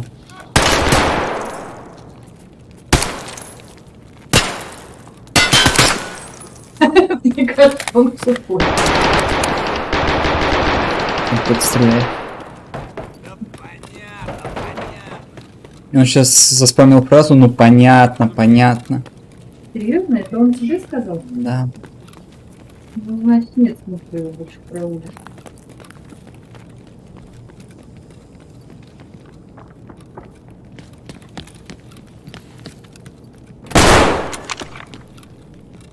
Он стрелял? Да, видимо.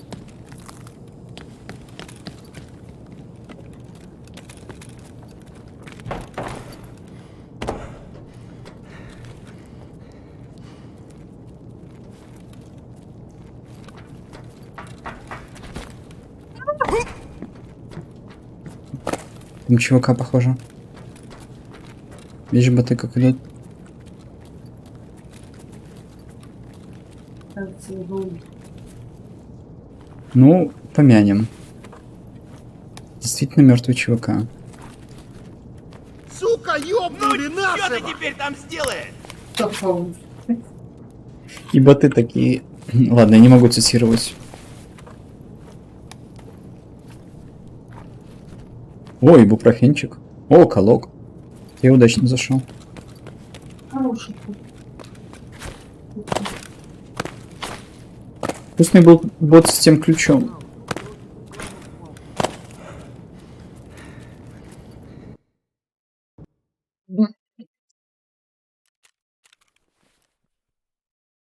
Так, вот это все мусор. Рюкзак нужно взять. Положить его некуда. You listen up. Here is the story about a little guy who lives in a blue world. And all day, all night, everything he sees is just blue. Like him. Inside and outside.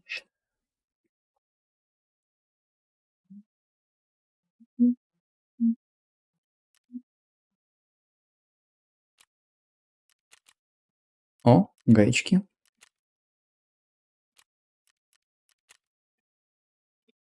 То есть тебя вот из-за этого YouTube банят? Ключ от меченки 500 000 стоит. Ох, блин. Ну, во-первых, комиссия была конская. Теперь понятно, почему... Во-вторых, тут оказалось куча других предложений этого ключа за ключ от меченки. Поэтому хрень я... Нет, это вообще хорошее изменение. Теперь его скоро можно будет купить за деньги. Потому что комиссия станет не такой плохой.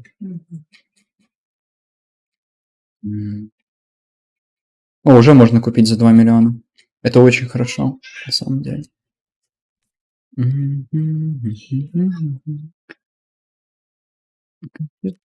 Компьютер. Хочу играть в компьютер. Играл бы в компьютер я целый день подряд. Да, идите.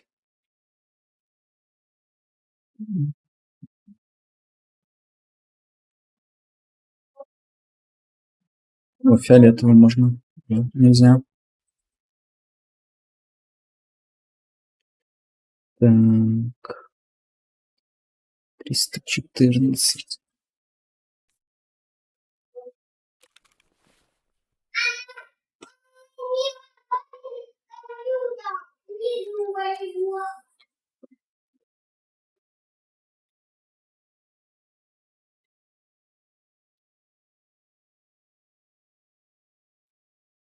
Надо вот это сделать, наверное.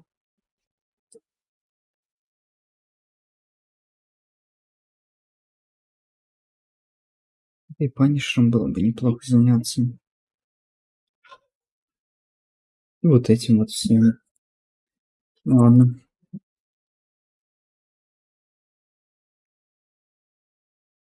Can't keep the spring. I can't keep the spring with me. Sadly, I cannot keep the spring.